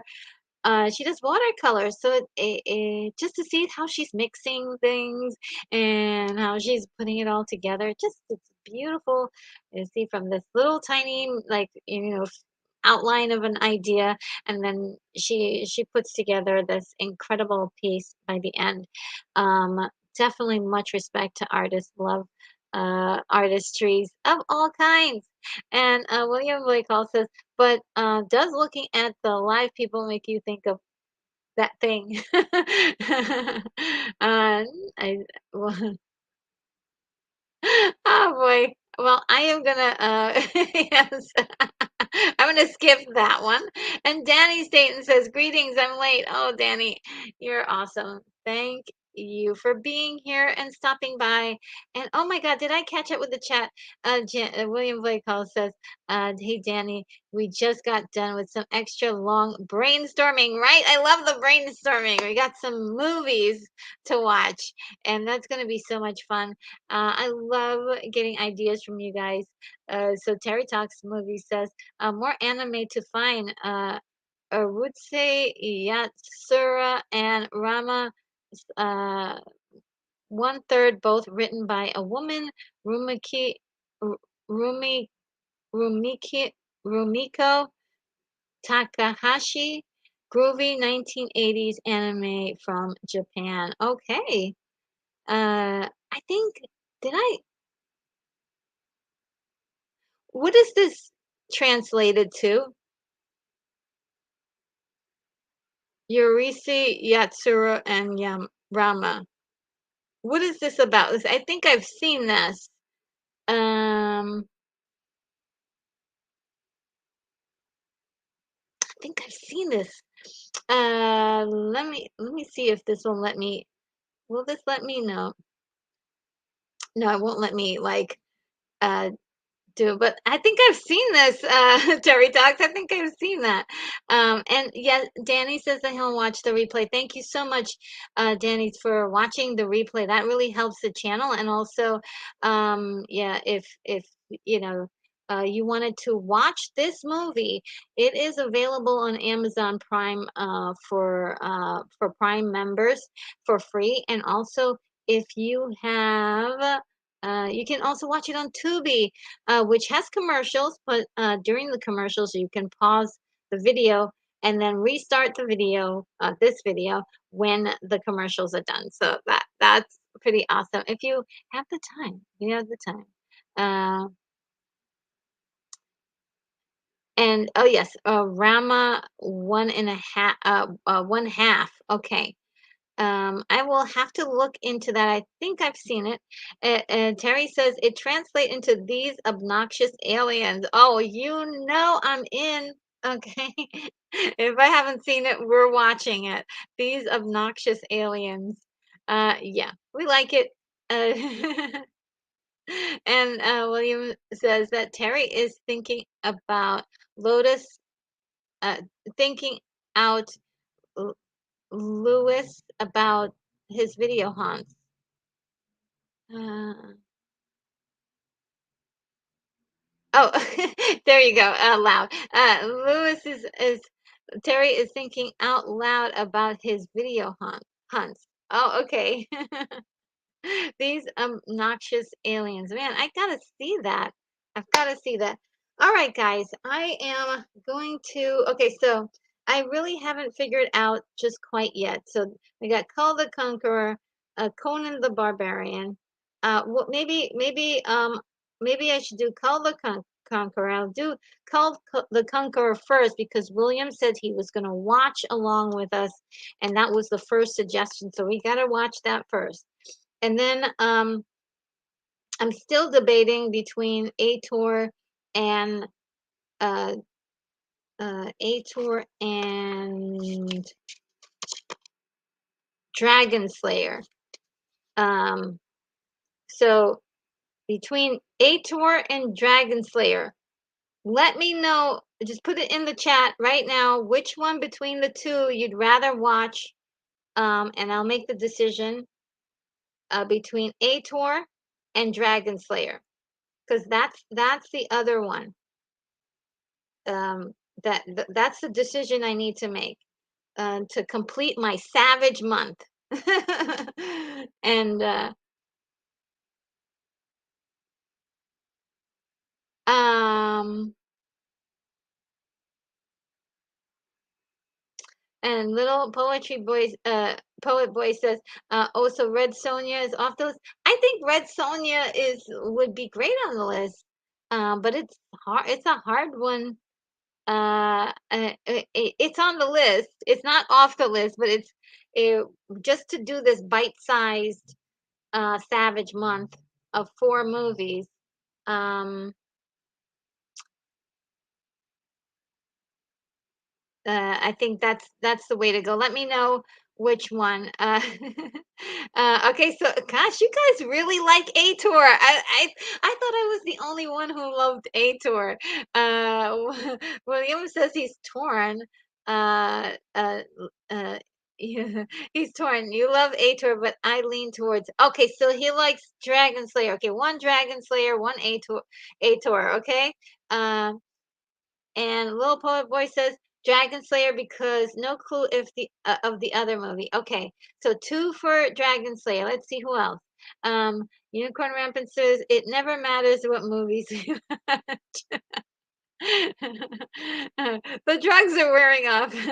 We'll get to them eventually. Exactly. Yes, we are. We are gonna get to all of these eventually because I'm gonna do every movie in existence probably if we can. And Jean is still here. Of those two, definitely Dragon Slayer.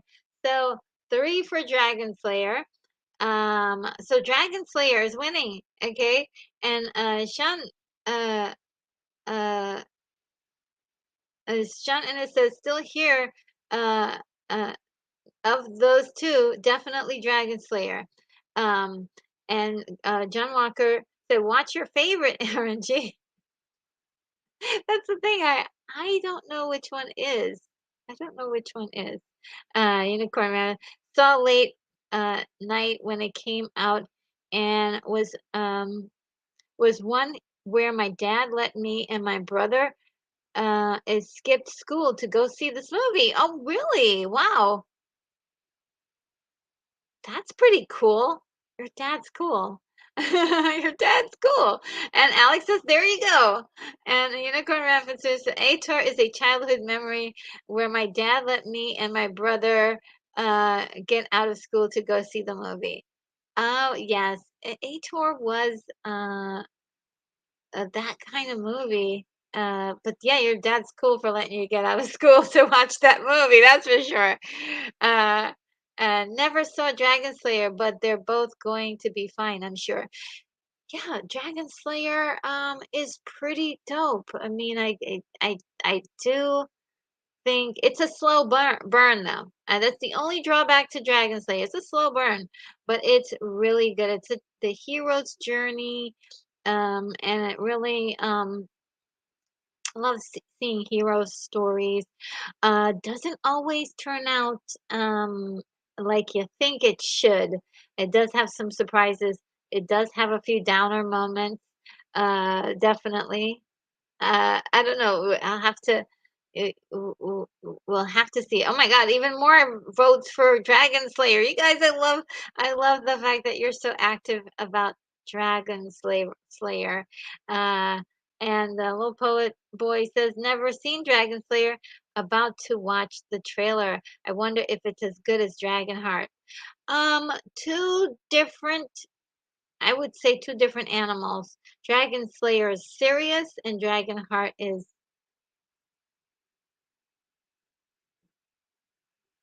it's kind of serious, but the dragon talks in Dragonheart. I mean, what's that?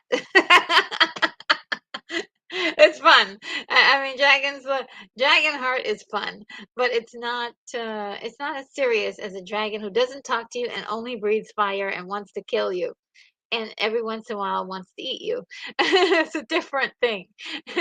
And William Blakehall says, I can say that Dragon Slayer beats Dragonheart. Sorry, the voice of Sean Connery. Yes, the Dragonheart has the wonderful voice of dra- of uh, Sean Connery, and it's a wonderful thing. Wonderful thing. And Daryl Johnson says Dragon Slayer is better than Dragonheart. According to him, he likes it better. And Alex says, yes, Daryl, yes. Agreements there about this. And Unicorn Rampant Studio, you're just a doll. Thank you so much. I appreciate you so much. It looks like Dragon Slayer. Thank you. It's already been made up, guys. Dragon Slayer it is. The gong has been rung. And so I will give you one of my favorite thank yous. Um, and it's this one.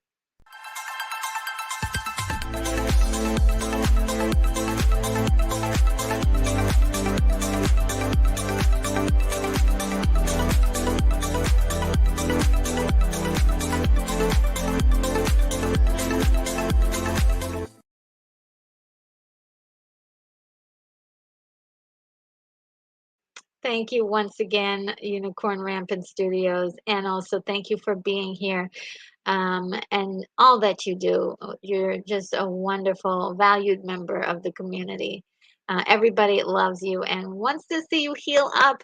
So keep us informed about how you're doing as well.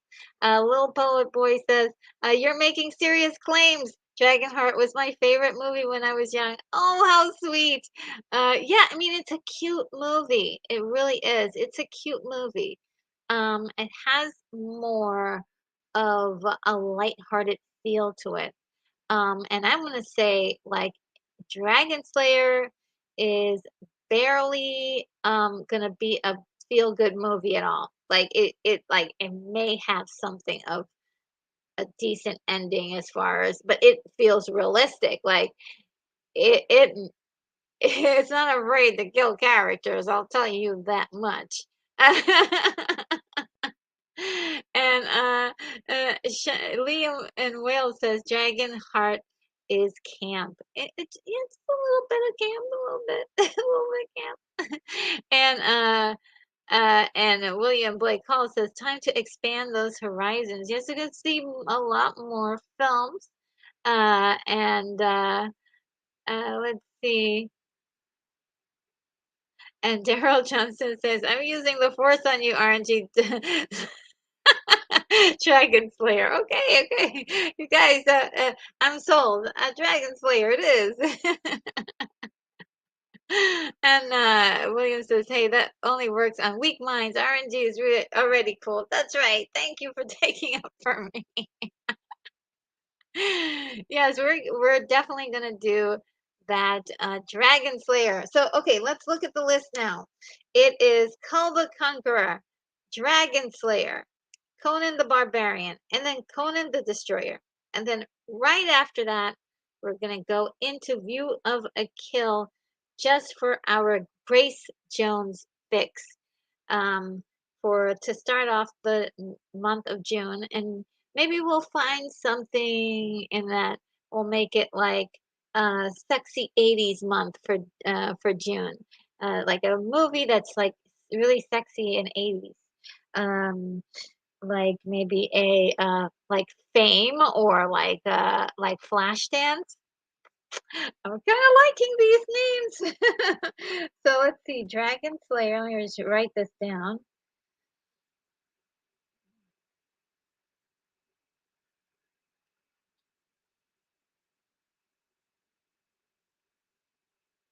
And I'm going to start making thumbnails for these bad boys tonight, okay? So I can set them up and get them all ready for us to watch, all month long in May. So that will be great. So just as a reminder to everyone, the next movie next week will be Krull, and then we will go into Savage Month. It's going to be savage. All right, guys, I am gonna close this baby out. And I am uh let me see. I'm just gonna answer this one question here. Everything else I'm gonna little poet boy wanted to know if as Dragon Slayer anything like Clash of the Titans. I should probably get on that trailer. Dragon Slayer is not like Clash of the Titans. It is like Lady Hawk meets a terrifying dragon. It's like without the magic. There's no magic really. Well, yes, there is magic. Oh wow, there's magic in there. You'll have to see it. It's really it's almost like uh Star Wars if you take away all of the space stuff and you put it in the medieval times, and then the dragon kind of being the Empire, or well, yeah, something like that, or the Death Star. Yes, yes, I think I made the right connections. So it's medieval Star Wars. That's about all I can say. There's the hero's journey, and it's really fun and cute. Let's see. And okay, so I'm gonna leave the rest of your comments for the end here. And what I'm going to do, guys, is I'm going to play out my closing video, which is a little video I have prepared for you, and which it gives you enough time to say goodbye to everyone that you have, all the friends that you have in the chat, all the friends that we made. Any comments from me, any more comments about videos and movies and ideas, any special named months that you might want to watch, anything that comes to mind. And you have about 3 minutes and 40 seconds to do so. it, it reminds me of that Saturday Night Live sketch with where she's like, "I'm getting booked to talk amongst yourselves." That this is what that is. But without further ado, guys, I had such a wonderful time tonight. It was so much fun. I'm so energized. I could probably jog around, the block about 5 times.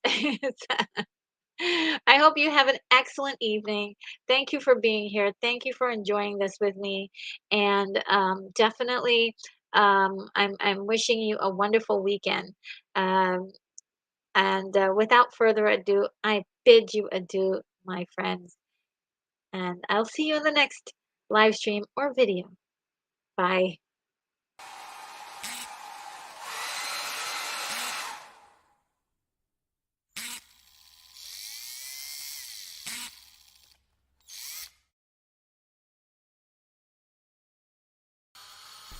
Retro Nerd Girl, you are clear for takeoff.